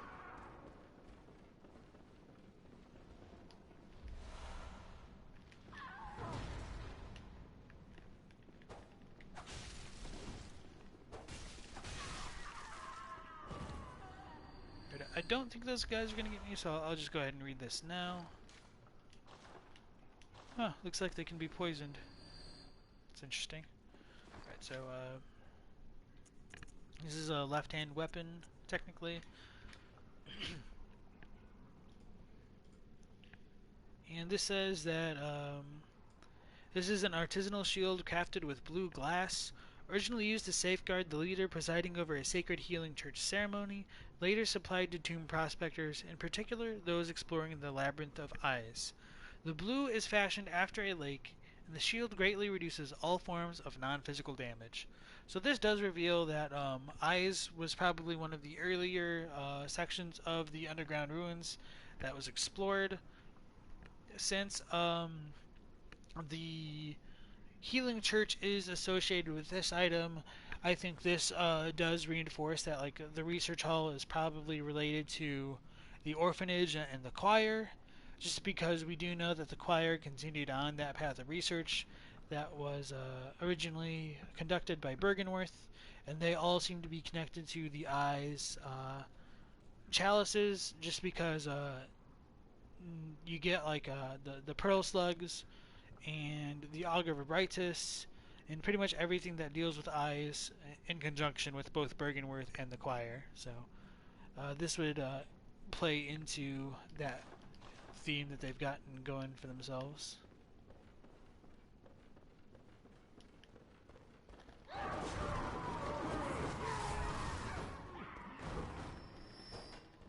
These guys are gonna go chill.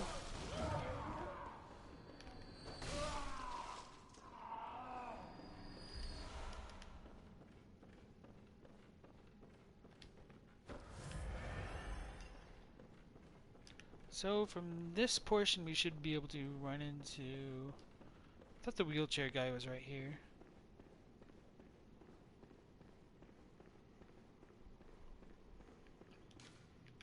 So this just comes back down to the elevator and the secret portion where we're at. Okay, so that works out. So this is where I was originally going, and so it would have brought us all the way back down over here. And so this does get us to a section where we haven't come yet before.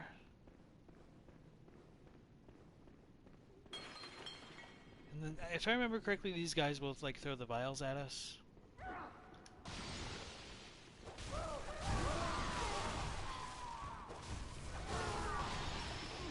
Ow.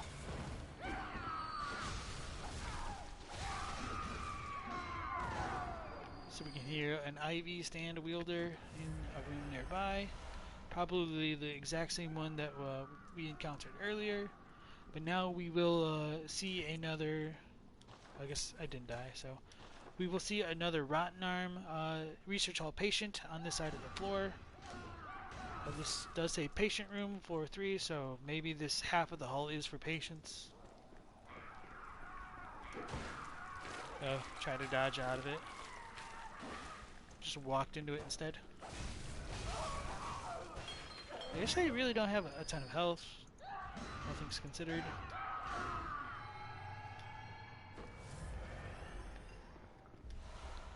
So we get another damp blood gem, and then we do get the underground cell key. And so we can actually go down, and I don't think we can kill Brador yet with this, but we can access the kind of jail that we passed through earlier in the game. And so that's it for this floor. Let's go ahead and read that underground cell key. Oh, and that does remind me, I never read the iron cell key that we picked up in the Nightmare of Mensis, but I guess I'll just go ahead and forge, like hopping around all willy-nilly. Let's go ahead and pull this up real quick.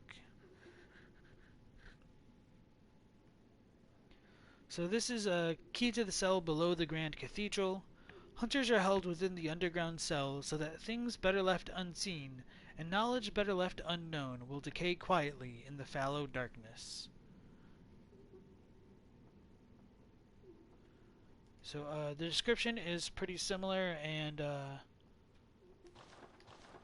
yeah, I don't really have too much else to say about that. I don't really know why it was in the research hall. Actually, let's go ahead and look at that corpse. Maybe it was the hunter corpse that was on. Not that I think it would like really make a big amount of difference what kind of corpse it's on. I'm just a little bit curious. So yeah, this is just another research hall corpse. And so that room down there does have the patients that were begging for us to kill them, or like crying out for Lady Maria.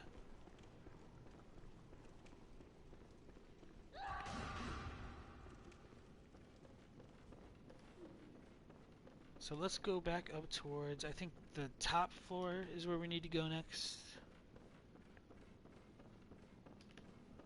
to get across everything,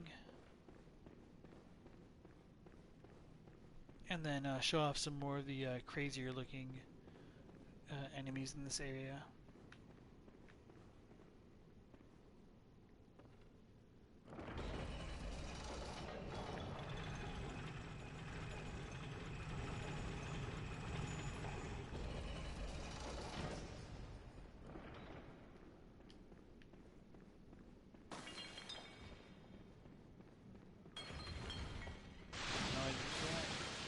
Could have just gone from the staircase.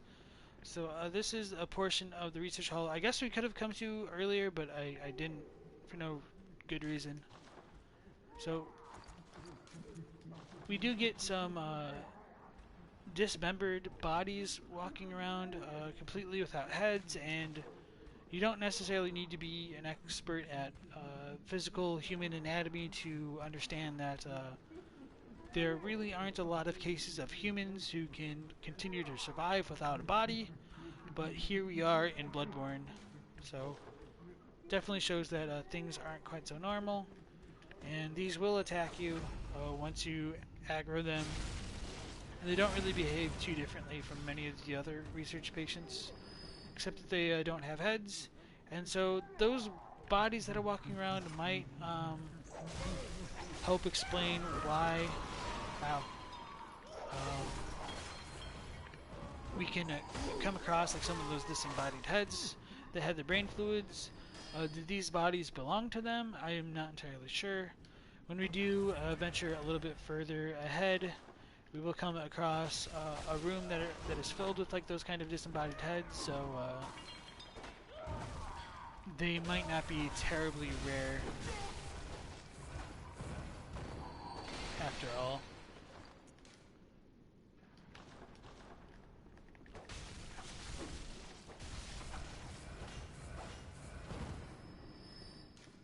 So patient room floor 5, and this will have a lot of the kind of crazier enemies that I was just talking about. So from this corpse we do get some more blue elixirs, and I think I've hammered that point home enough that I need not repeat myself. So let's go into this room over here and find just a mountain of disembodied heads. So what almost looks to be like trash bags at first will get revealed to be like the actual heads of these research hall patients. You can still see that these ones are wobbling, so they are alive. And yeah, these ones are hostile, and actually I should turn my HUD on just because they can inflict frenzy damage, which is easy to forget about. So put my sedatives on, and I think it's like once you loot one of these corpses back here, they will kind of get triggered. So it's not this one. Okay, so once you pick up the enlarged head for yourself for whatever reason. These things will also have these scary tentacles pop out of them, which does remind me of the little appendages on the Winter Lanterns.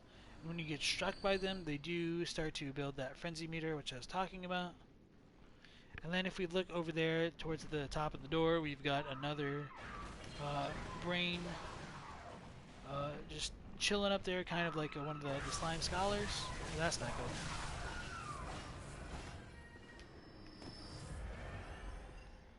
Maybe it's not enough to frenzy me? Okay.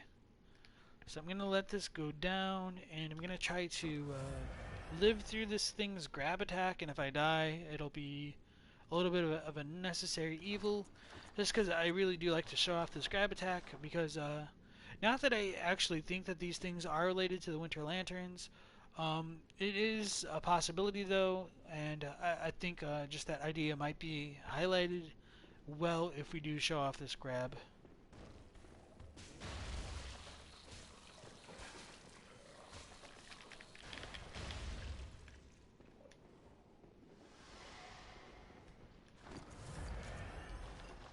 So we were able to live, which is kind of nice, and so that's a pretty unique grab for a lot of the enemies in the game.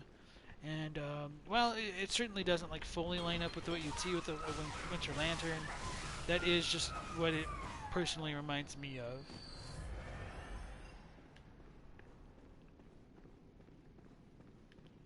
And since I do know that like the topic of Winter Lanterns and their origin is a pretty hot topic in the lore community, I do think it is kind of cool to be able to show things like that off. So I don't think there's anything else up here. I think this just takes us back up to the top portion. Oh, I forgot to get the dumb crow from way earlier when I bold hunter marked. So okay, we're gonna come back up here, chase the little crow away if we still can, and hopefully get that communion rune. Okay, yeah, that'll work out.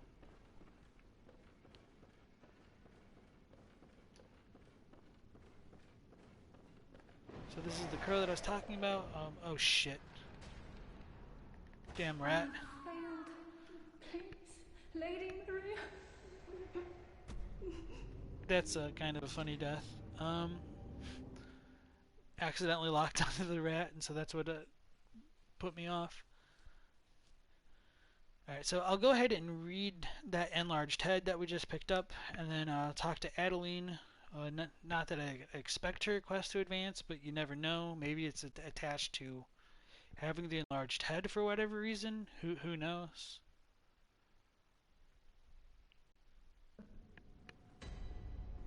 And Simon won't say anything different either, so I'm not going to worry about him. I think this is by the crown. Yep.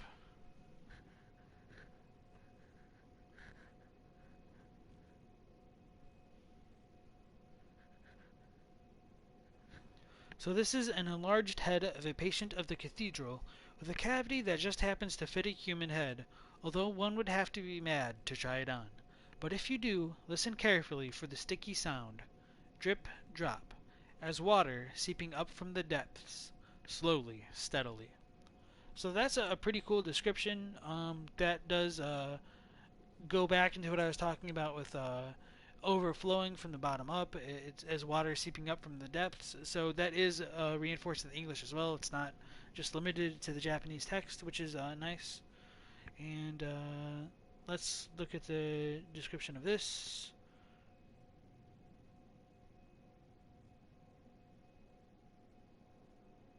Yeah, it's pretty similar. So the Japanese just does reinforce steadily from the depths of water as if it were overflowing.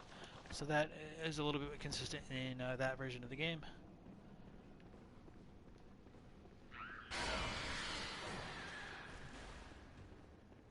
And I don't... Hello? Hello? Is anyone there? Please.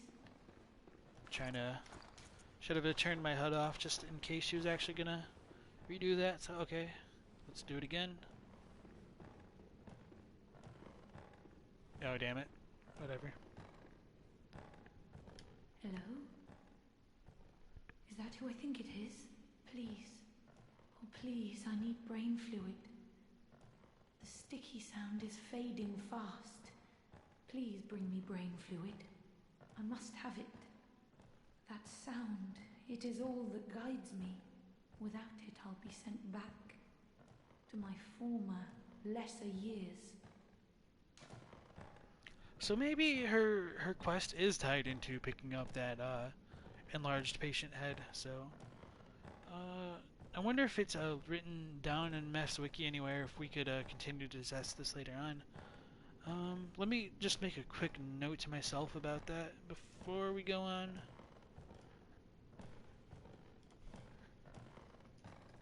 Note to self, Adeline plus enlarged patient head equals quest progression.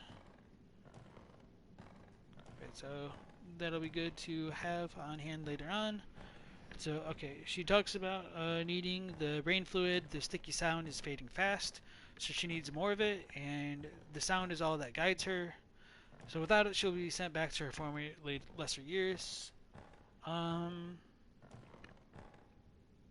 she says she'll be sent back to her former lesser years, in English, the Japanese is a bit closer to, like, if it becomes quiet, I'll certainly return to that time, to little me. And so I don't exactly know what that really means. Maybe it's just that, like, her mind is literally expanding, and since the brain fluid is fading from her, as she feels like she's regressing into a smaller form of herself. Of course, that's just my conjecture there. You don't have to believe that whatsoever. Um, and tying back into the whole idea of like brain suckers, more specifically to the research hall patients, the fact that we give Adeline brain fluid over and over, maybe that's kind of similar to the way that the brain suckers will have that kind of phantasm pop out of their skulls to drain the insight from the player. Maybe this idea of insight is connected to brain fluid, and that's why it's kind of necessary for them to progress with their kind of almost kin-related or phantasm-related transformations. And yeah, I think that's about all I've got to say for that so far. So let's go ahead and give her that second tier of brain fluid. Yes, that's it. Let me have it.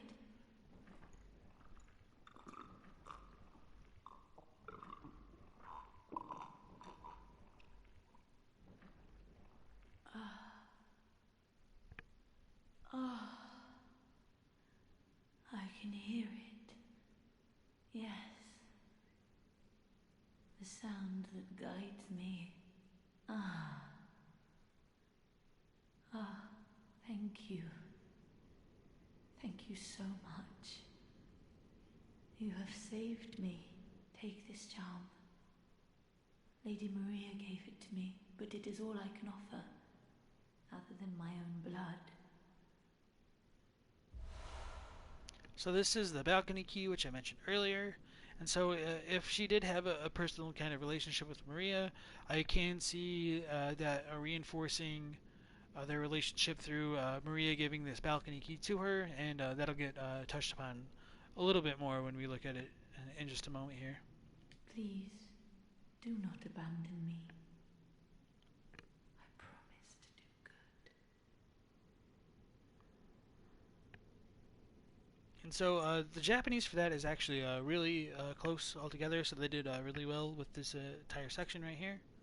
Oh, hello. Do you hear that? The sticky sound, as clear as day. Slip, slop, drip, drop, slip, slop. How extraordinary. Do you think that water drips even down deep below at the bottom of the sea?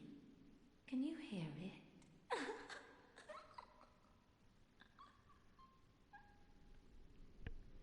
And so, going back to some of like the big brain Japanese cultural notes that get related to the idea of like stagnation and this kind of drip dropping that they're hearing at the bottom of the sea in general, I do want to touch back upon the idea of what was the League Carol rune, which it's called impurity in English, but I would say it's closer to stagnation in Japanese. And the corruption rune for Canehurst is more closely translated as impurity, so that can get a little bit confusing. But in general, in Japanese culture and like Shintoism, this idea of having a body of water becoming still will allow impurities to fall through the water and collect down at the bottom of it because it isn't flowing and being brushed away like downstream or something like that. And so once the impurities do come to the bottom, it allows things like mosquitoes or centipedes to have like a kind of nesting ground from which other kind of creepy crawly nasty things can sprout forth. That idea is likely related to vermin and the League's mission, so I wanted to bring that up. But that might also tie into the idea of slugs and phantasms, which are somewhat related more with flowers and Bloodborne, which is perfectly fine, and strays a little bit from the point.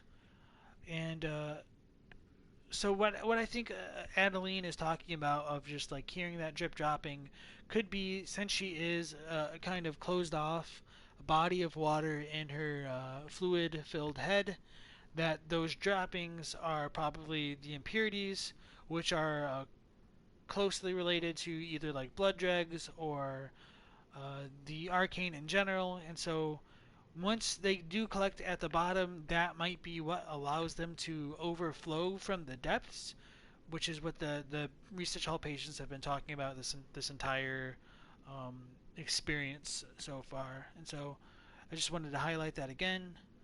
I thought there was something else I was going to talk about. Oh, okay, yeah. At the very last portion of her dialogue, when she's talking about, do you think that water drips even down below at the bottom of the sea? Or sorry, the sticky sound is clear as day. Slip, slop, drip, drop, slip, slop. The onomatopoeia that they use for that in Japanese is chodori, and that's trying to learn about Japanese onomatopoeia as a non-native speaker, especially, is really hard to do. So what I had to end up like doing was going onto YouTube, I think it was, searching in this item and finding out that it's supposed to embody the idea of the sound of water trickling, and so this is really kind of nitpicking here, and so forgive me for going into this kind of a stupid amount of detail for something so minor. But for me, the idea of like plip plop and drip drop sounds more like water like falling maybe out of like a faucet or something like that onto either like the ground or some more water. But the idea of chodori is comes from like the sound of flowing water like a stream. So we don't really have a good way to translate that in English. We don't have a lot of onomatopoeia in English in general. So words like zap or like crash, thud, those are more like onomatopoetic words that describe sound rather than actual words themselves. So I wanted to bring this up just in conjunction with everything. So even though I have just talked about this idea of stagnation and not allowing flowing to occur, for whatever reason, the sound that she does hear is a bit more emblematic of flowing, so that might be one slight difference between the research hall patients and what they have going on inside them versus like the kind of stagnation related to the League rune and vermin in general. Although to be fair, vermin are also a kind of invertebrate creature, which is somewhat similar to the phantasms. So whether or not like vermin are more related to like a kind of land-based invertebrate, whereas phantasms are more closely related to like mollusks in the sea, as far as the Japanese translation goes, that might be worth considering. But other than that, I don't really know what the real dividing line between like vermin, which is considered to be like tainted and corrupt and dirty and impure, versus like phantasms, which don't seem to have those connotations. So uh, that is something that I would like to learn more about. And for whatever reason, like even though there is that kind of similar idea of vermin in Sekiro with like the centipedes keeping people alive beyond death and like stuck in a state of limbo in a special kind of stagnation, there isn't so much that one-to-one equivalent between like phantasms and flowing water and that kind of thing. Of course, there is all the stuff with like the residents of the Fountainhead Palace and the Divine Dragon, but Maybe I need to revisit Sekiro to get a better idea of how it works in the FromSoft catalog. So sorry for that, a little bit of a long-winded rant. I will continue on from here now. Drip, drop, slip, slop.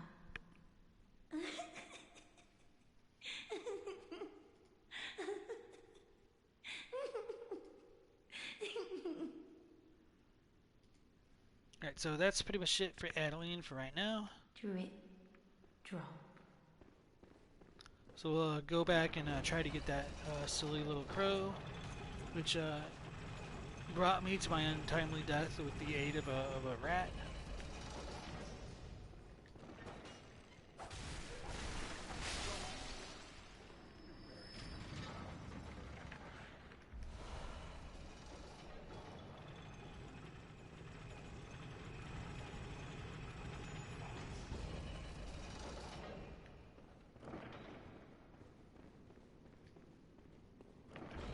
Oh, I didn't read the balcony key. Okay, I'll do that when I get up to this next floor.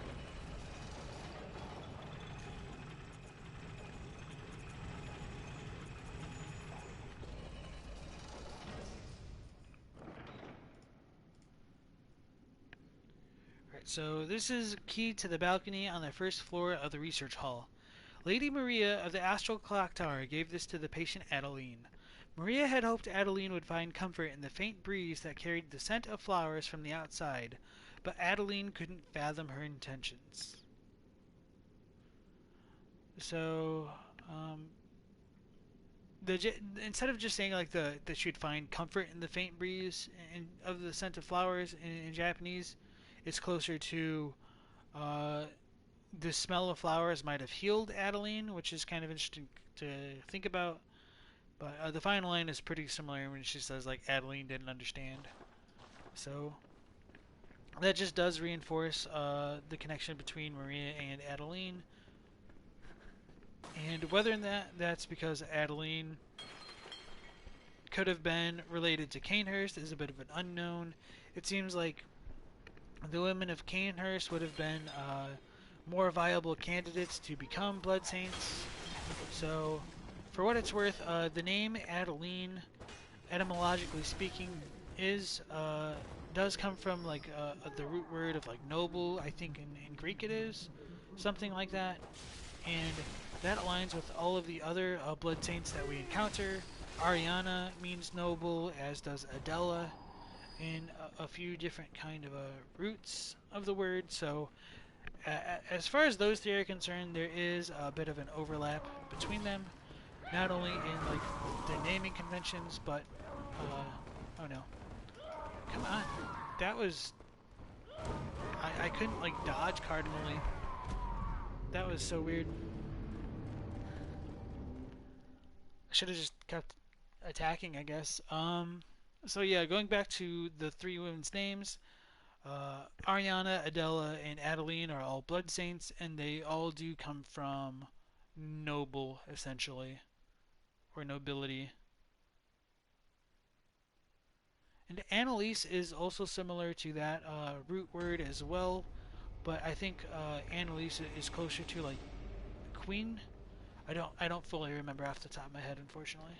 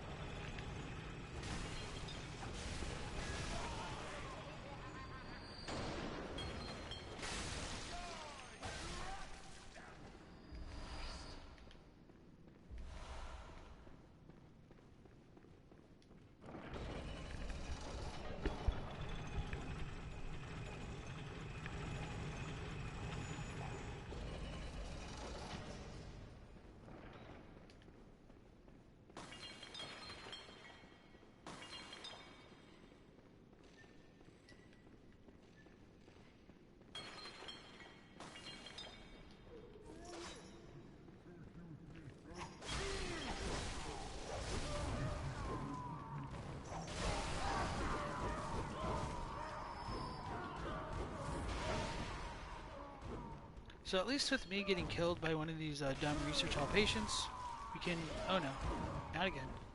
We can see that it does have like the glowing eyes on the inside.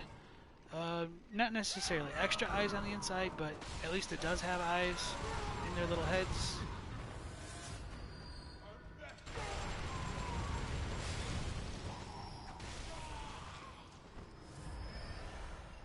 So that's a kind of fun to see, a neat little detail.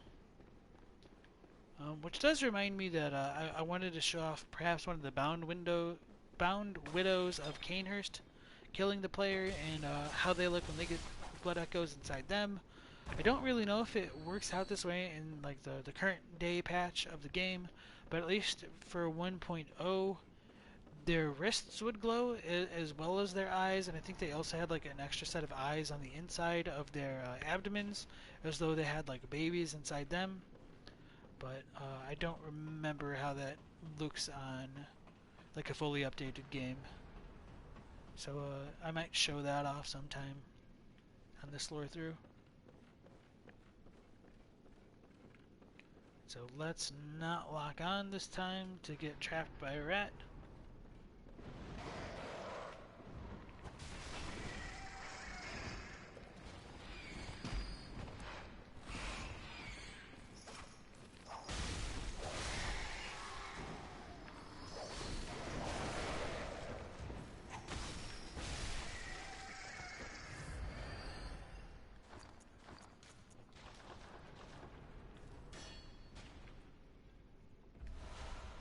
And so we do gain this second tier of the guidance rune from this crow here.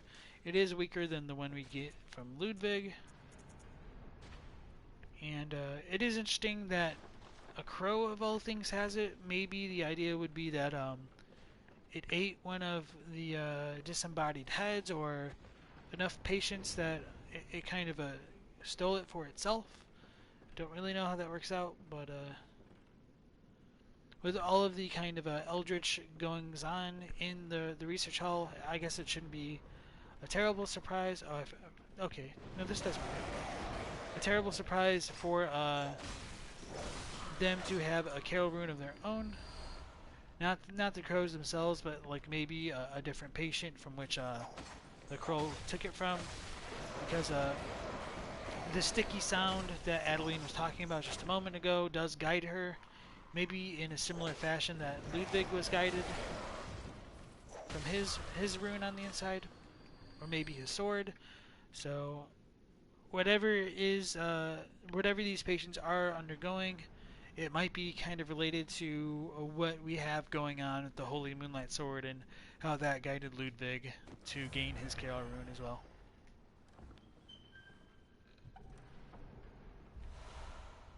So we get another blood gem, and I don't really know what these are actually for. I know they do show up in the Central Yarnum aqueduct as far as like the dry docks, and they should be used to like lift some of the ships over there, but other than that I really don't know what its purpose would be. But I think that concludes everything for this portion of the research hall. There is the little balcony, and I'll probably try to show that off after we confront the boss here shortly. So, Plop. Plip. Plop.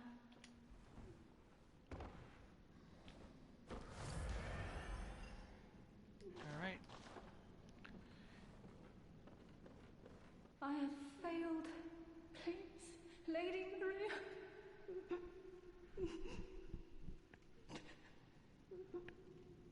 So that's enough of that patient there. She doesn't have anything else to say. So opening this door, we will encounter the next boss for this area, the Living Failures.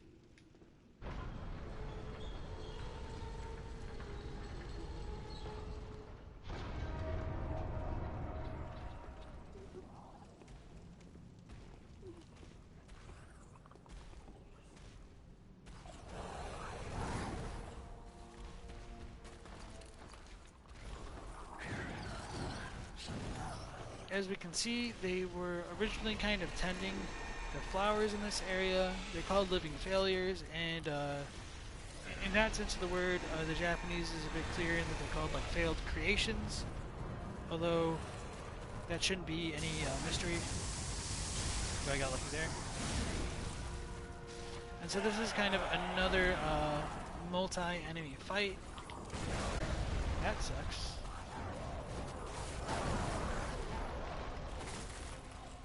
And so these enemies do seem to be related to like the celestial emissaries that we find in the Lumen Flower Gardens.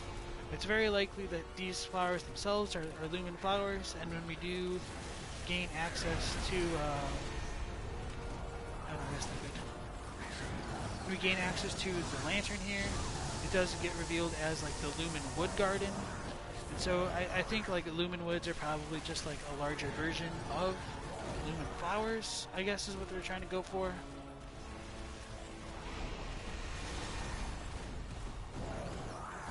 And so whether or not these things are like descended from flowers or their brethren come from these flowers is a bit of a mystery. When we get the milkweed rune, it does mention that the cause parasite stimulates the phantasms inside lumen flowers, so there's perhaps possibly a very good potential of phantasms being in all of these flowers, which might be why so many of them are being tended to by these creatures over here. So there are a couple different versions of these kind of living failures. We've got more of like the Sentry-esque ones that do melee combat, and a couple like mage type ones over here.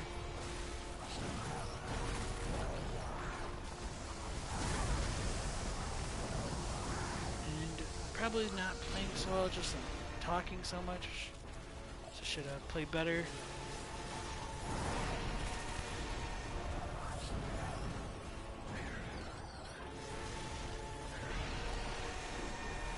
And for whatever reason, these are not classified as great ones. They are living failures, obviously.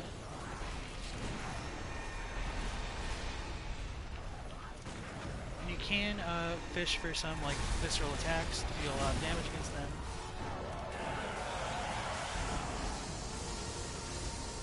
But no matter how many you kind of kill, they will continue to respawn. Damn it.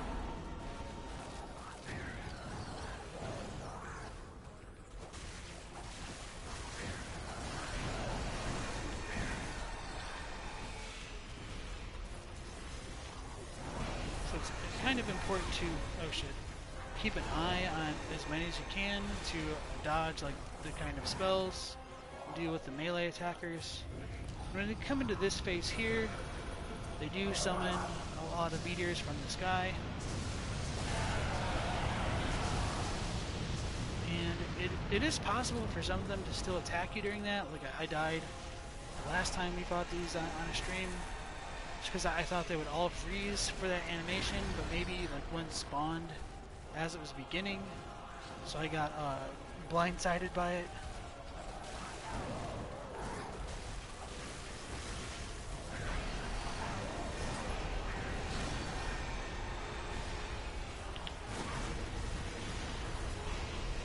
There we go.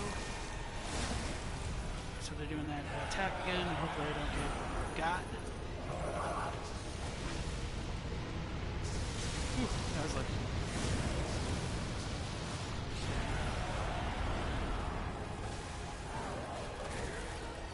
So yeah, that one did spawn in the middle of that animation.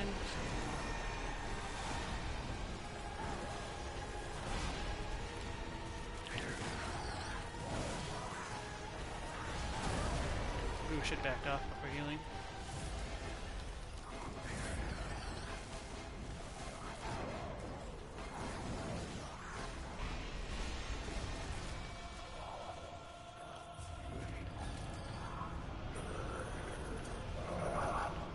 So you can use the big old stump over here to kind of protect yourself from these explosions.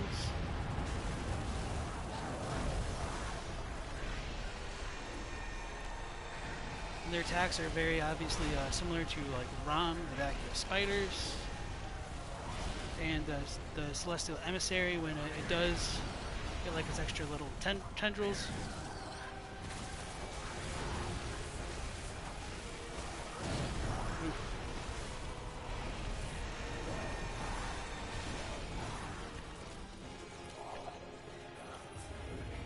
Hopefully this should be it. Oh, it just died too soon.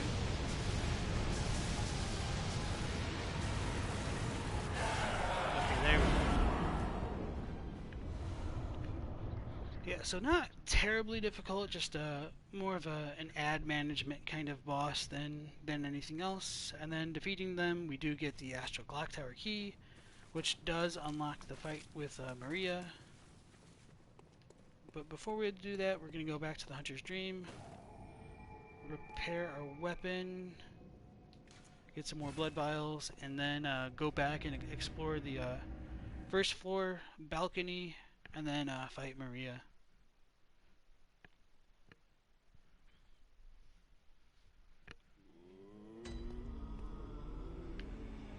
I don't think this is enough to level up right now.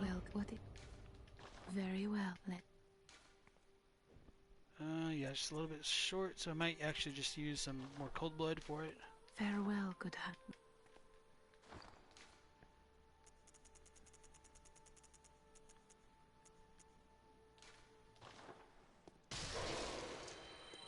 Welcome. Very well. Let me.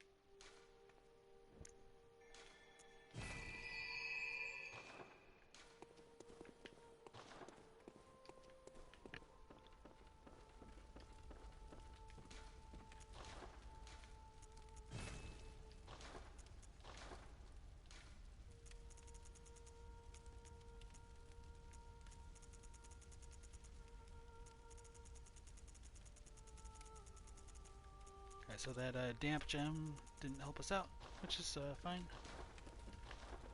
Then let's go buy some more vials before going back to the research hall. Maybe Adeline will have continued on with her quest line. Maybe not. It's a little bit finicky.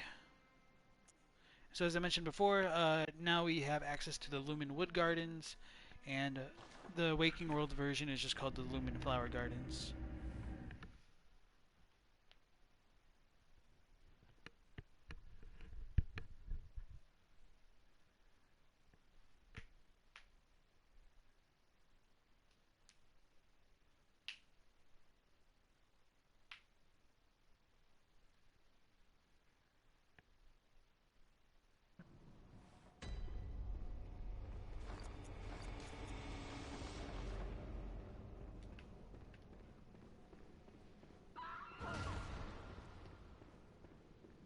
So Adeline is still where she was.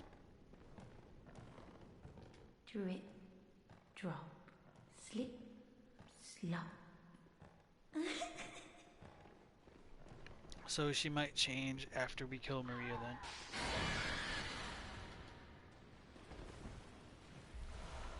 Lethal Damp Blood Gem. Some more Kin Cold Blood, tier 10.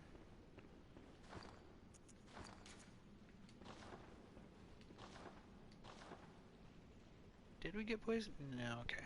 Just avoided it. So this reveals that this is the balcony. So we can use the balcony key to open it. And if we look out there, we can see that this pretty much lines up exactly with the Lumen Flower Gardens in the Waking World, which I was talking about. There is a slight difference here, though. For whatever reason, this version of the Lumen Flower Gardens does not have the Moon Presence-esque statues that we find in the Waking World equivalent. Everything else is pretty similar, although there is no entrance back into like the orphanage, which would have normally connected into like the research hall area in the Grand Cathedral itself. We get some more Kin Cold Blood from this corpse up here. So it does show that there is like a kind of a higher tier progression into the level of blood echoes that we're coming into contact with. that could just always just be game mechanics and allowing the player to keep progressing meaningfully throughout the game.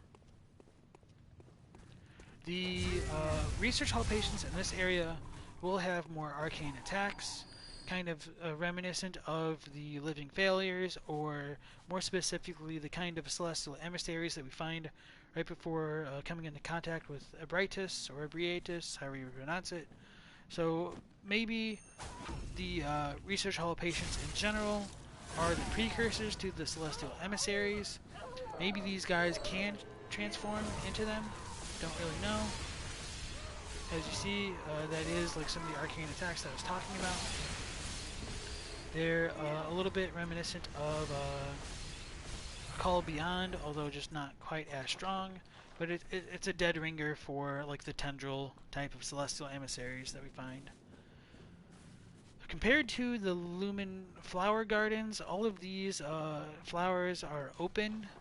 And that might be because we're in like kind of a day cycle. There is a picture in the artwork book which shows the this Lumen Flower Garden at day versus at night. And at night their petals are like, or their bulbs are closed, but during the day they're open.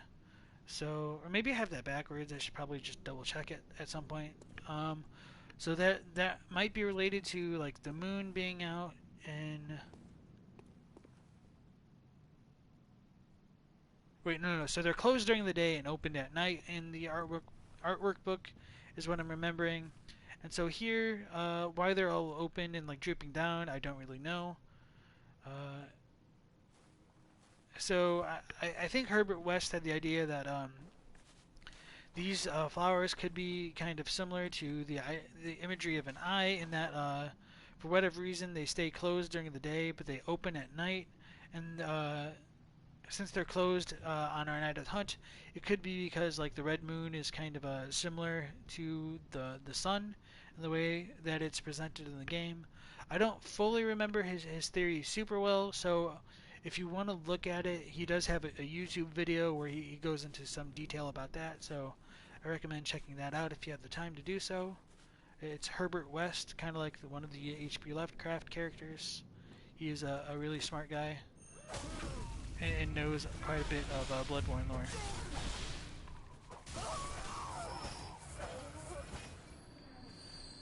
And so from this corpse over here, we can gain the Black Sky Eye, which in White Church Hunter that we encountered in the Grand Cathedral below us was wielding. It does shoot like a little meteor out of its eye socket and can hit the player with it. I'm not going to worry about those guys over there for now. I'm just going to show off that this does not connect back into the research hall. Or sorry, not the research hall, but the orphanage like it would in the waking world. And so there are a lot of thematic elements which tie all of these research patients to celestial emissaries that is worth considering. Most obviously, since we do encounter the celestial emissary boss in this arena in the waking world. Coming back to try to go to like where Abriatus is in the waking world, we can break out this window again and fall inside the Grand Cathedral. Thought I heard maybe another Wandering Madness. Yeah.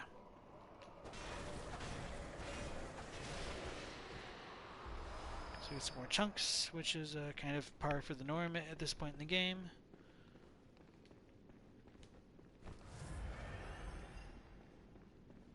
And then there's a little gap over here that the player must manually jump over to gain access to this chest in the background.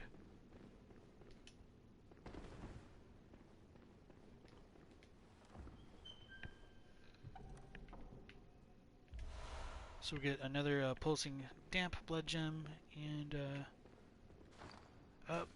as I've mentioned time and time again, like the descriptions for the blood gems are pretty similar overall. So let's go ahead and look at this, the new one, pulsing damp.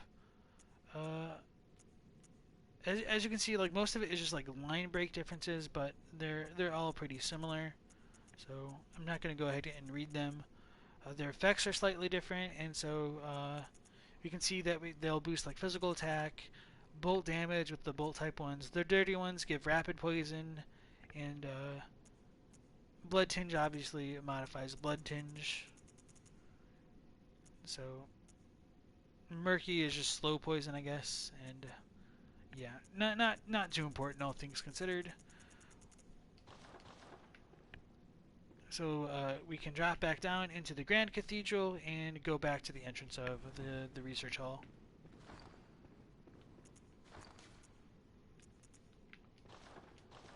I'm not sure if I want to go back to the Hunter's Dream. Maybe I should, just to buy some more vials and then deal with Maria and warp back up.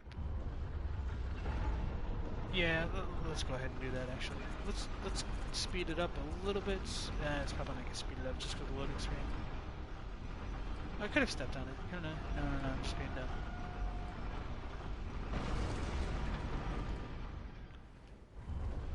Yeah, so I do think there is enough time to go ahead and fight Maria. And then I might give Laurence like another go if we kill Maria quickly. Just to wrap things up.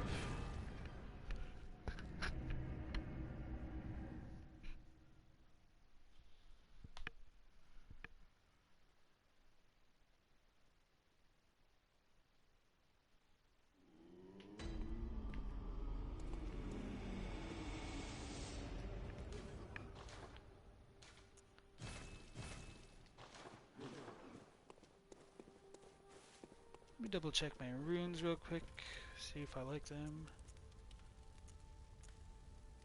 Yeah, I guess that should be good enough, I suppose.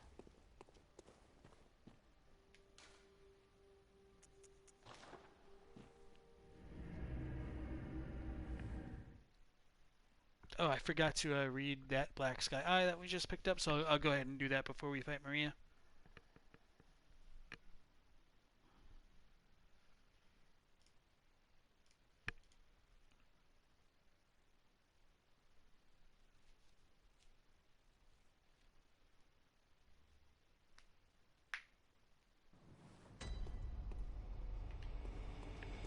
So let's go ahead and look back at these old lumen flowers, which are somewhat similar to sunflowers in real life, and as I've pointed out in Japanese, the kanji that they use is more equivalent to starflower, a kind of made-up word, than lumen flower. So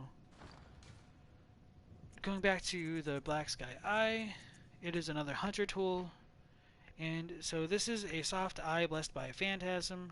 They were discovered through Bergenworth's contact with the Arcane, but in the end revealed nothing. Deep within the eye lies a vast stretch of dark sky that rumbles with an endless meteor storm. The slightest rub of the tiny orb and the rock will tumble and soar. So this is kind of cool that it does reinforce what I'm talking about with the Arcane that Bergenworth encountered long ago. That's pretty much explicitly stated here. For whatever reason, they didn't seem to come with Eldritch Truth in this context, maybe because this was included with the DLC, so it might have been handled by different people, and so they just didn't necessarily pick up on it being referred to as Eldritch Truth in other places. Although, to be fair, it has been handled very inconsistently throughout the game's text, and so I think the final paragraph was slightly different. No, I guess it's mostly the same.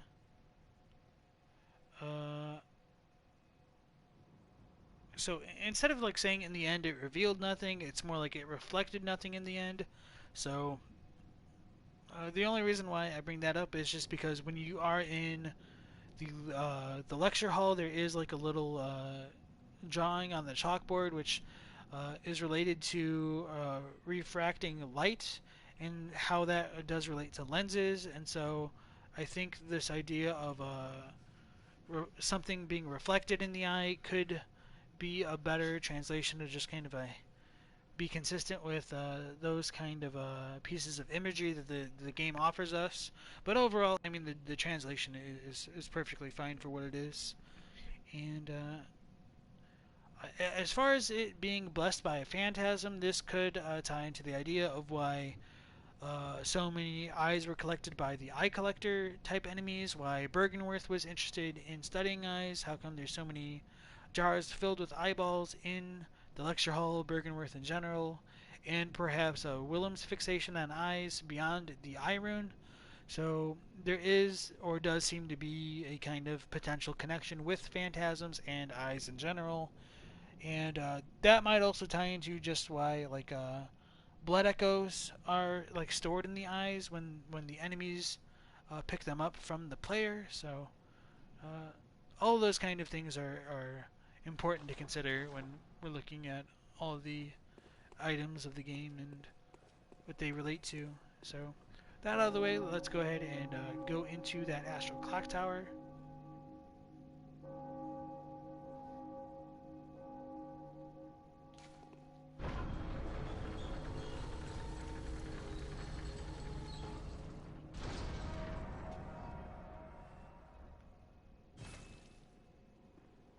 Seems like the bells were chiming when we came inside, which is kind of cool.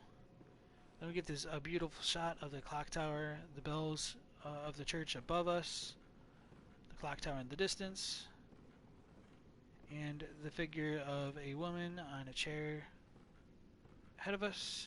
None other than Lady Maria, as Simon pointed it out to us just a little bit ago.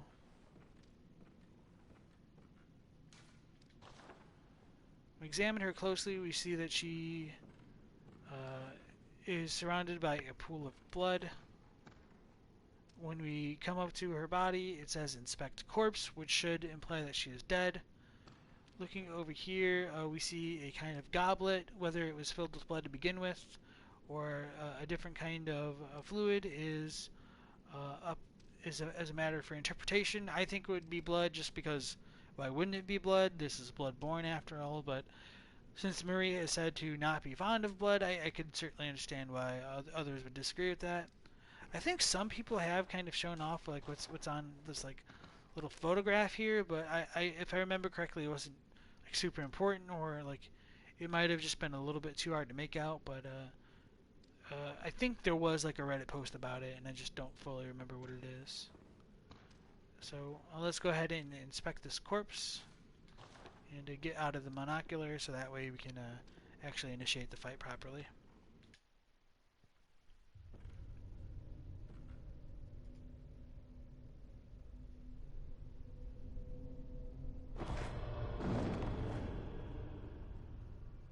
A corpse should be left well alone.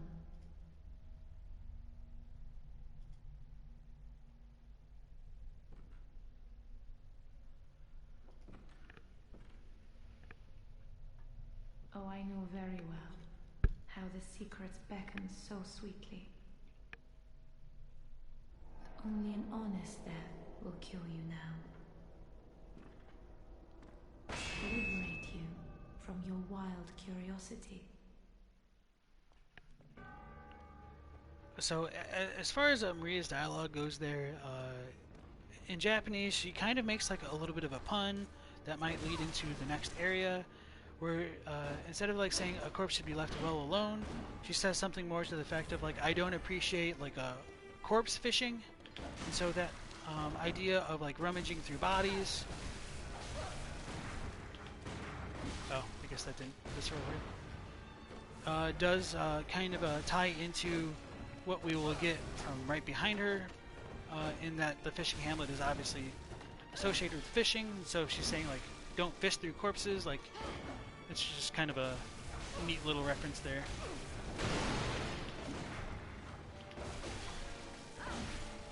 Oh, that one level up really did help save us.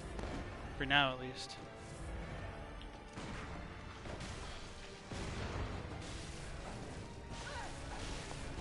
I should probably just stop fishing for viscerals. Oh, of course I get one right as I say that. So Sundry says there's a picture frame missing in the Hunter's Dream. It's believed to be that frame. Oh, she's phasing out. Oh, damn it. Took too long.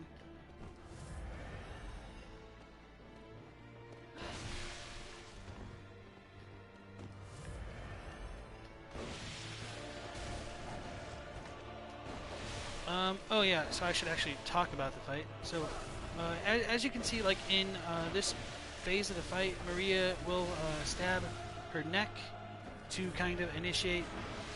Oh no, that's not cool. That kind of blood-based blades that she will wield,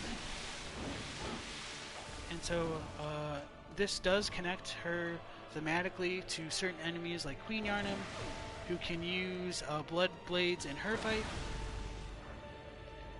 Damn it.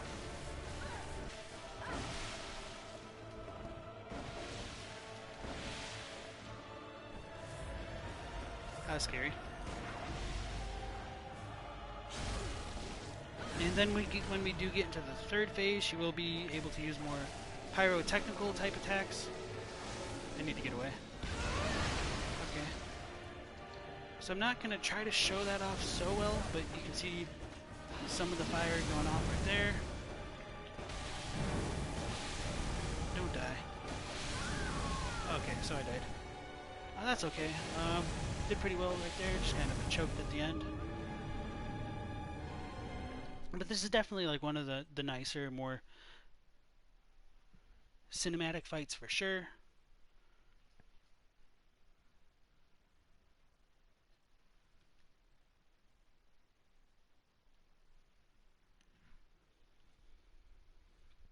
And so since Maria is able to use those kind of like blood blades in her fight, that most likely shows that like the impurity level of her blood is probably extremely high, or her blood tinge is extremely high, and allows her to have more kind of supernatural control over her blood type blades, which she's able to use as a weapon.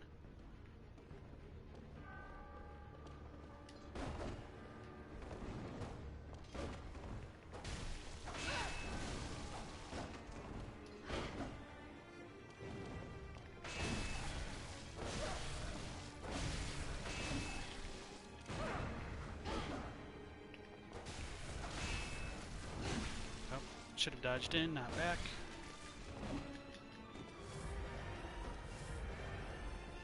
A bit off with my timing on that one. Broke her little chair. That's unfortunate.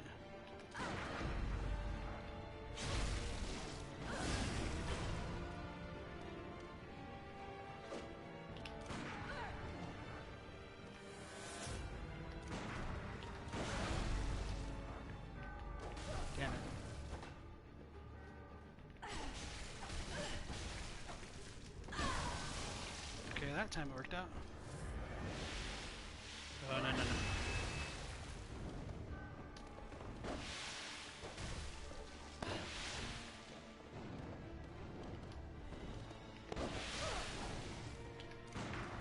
Oh, too fast.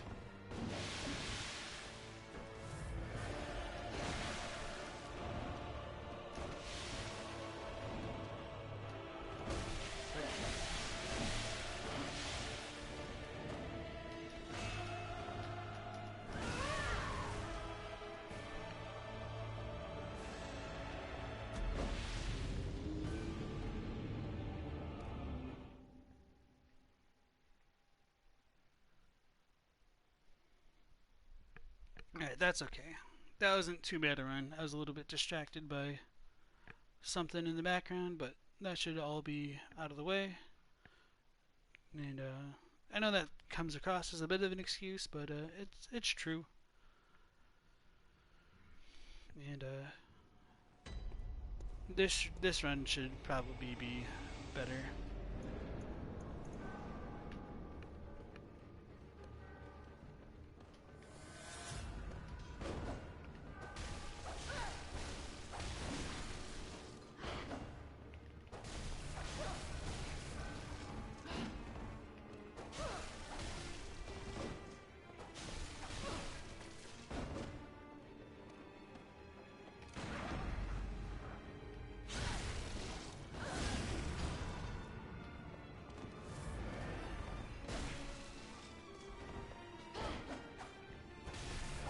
So since Maria is a kind of collateral relative of the Queen Annalise, this does reinforce that the the people of Caners are probably related to the Thumerians to some extent, just because of her level of control over her blood in this fight. Why did that not go? Oh.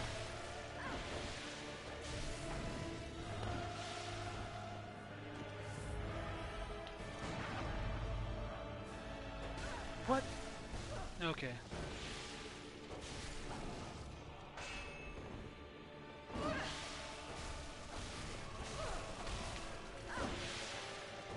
Should probably phase soon.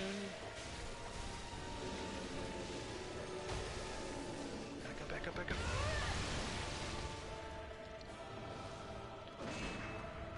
That's not cool.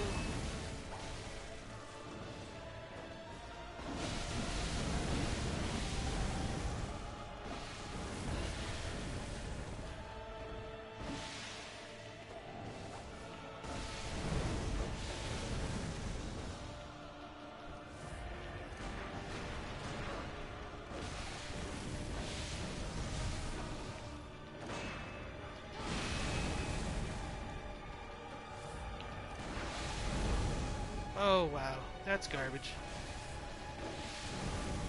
I don't like to say that very often about the Soulsborne games,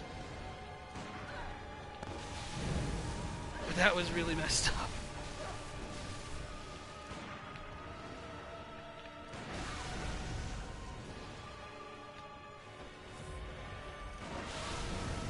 Come on.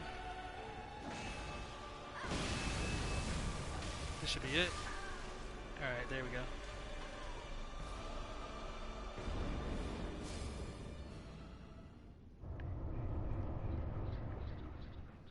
So that was Lady Maria of the Astral Clocktower. And then from her corpse we do gain the Celestial Dial, which will allow us to access the next area of the game, which we'll probably save for the next time. And so for now, I'm probably going to go back to the Hunter's Dream, maybe level up and fight Laurence once or twice before ending the stream, and then I'm going to actually go ahead and read this dial now, since I tend to forget sometimes to do that.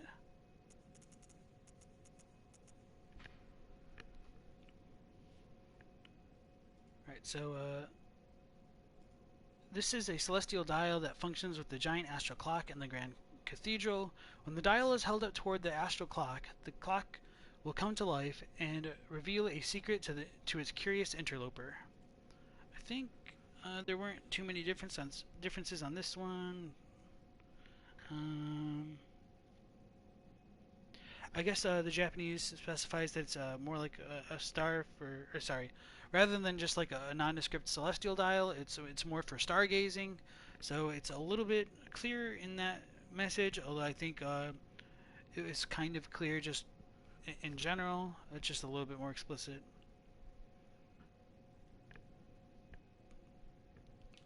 Okay, so yeah, that'll be that. And then let's go back to the dream. Probably use one of those Kin Coldbloods that we just picked up to level up, and then go face Laurence.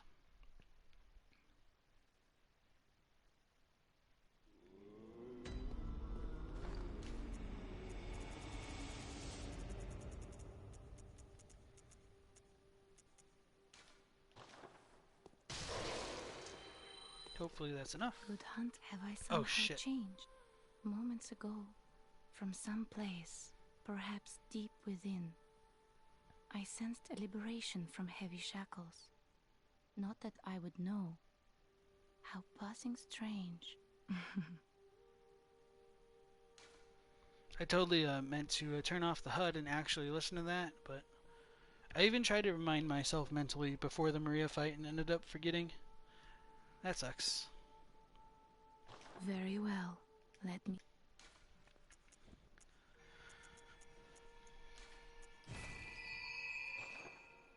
I don't even think she Farewell, repeats that dialogue, so let's try to get it again. I just doubt it'll work out. Welcome. What is it? Good hunter.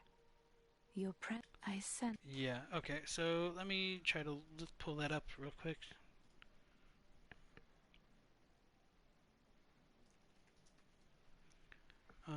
So she says how I somehow changed moments ago from someplace deep within.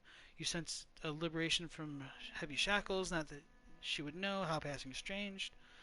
Um,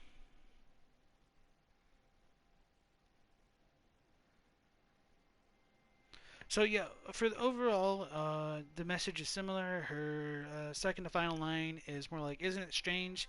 Even though I didn't have such things in me to begin with." So that's just a slight flavor difference, but Farewell, good hunter. May I do regret just trampling over it for the second time in a row on a lore through. So let me go ahead and repair the weapon, and then we'll go back to Laurence and hopefully kill him the first try.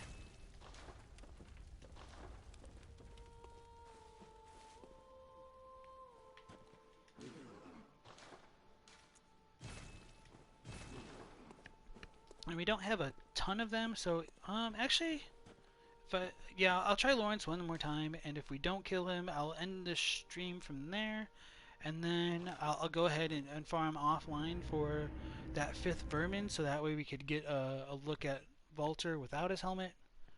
So, not terribly important, but just kind of one of those cool little details, which is nice to show off. I just kind of want some revenge if I can get it. But if I can't, it'll kind of all work out, I suppose.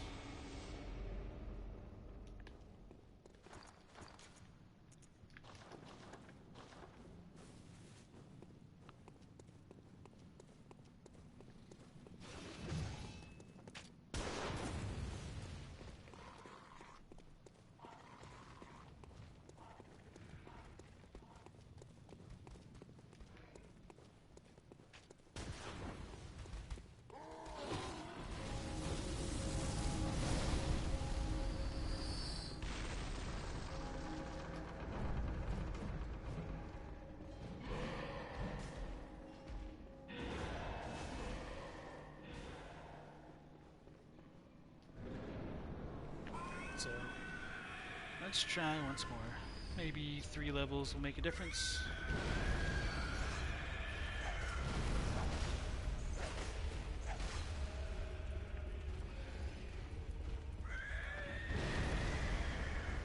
Oh, what am I doing?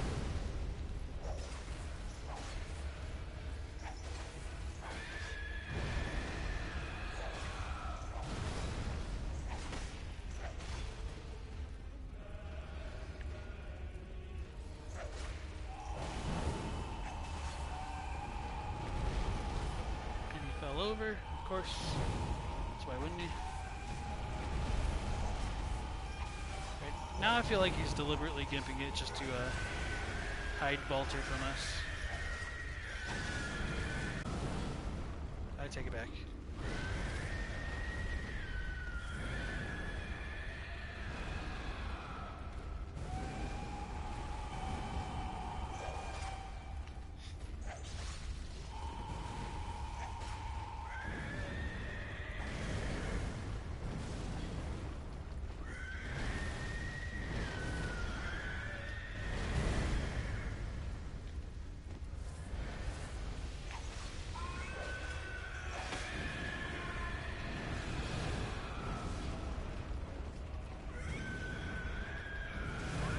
Okay, that's fine.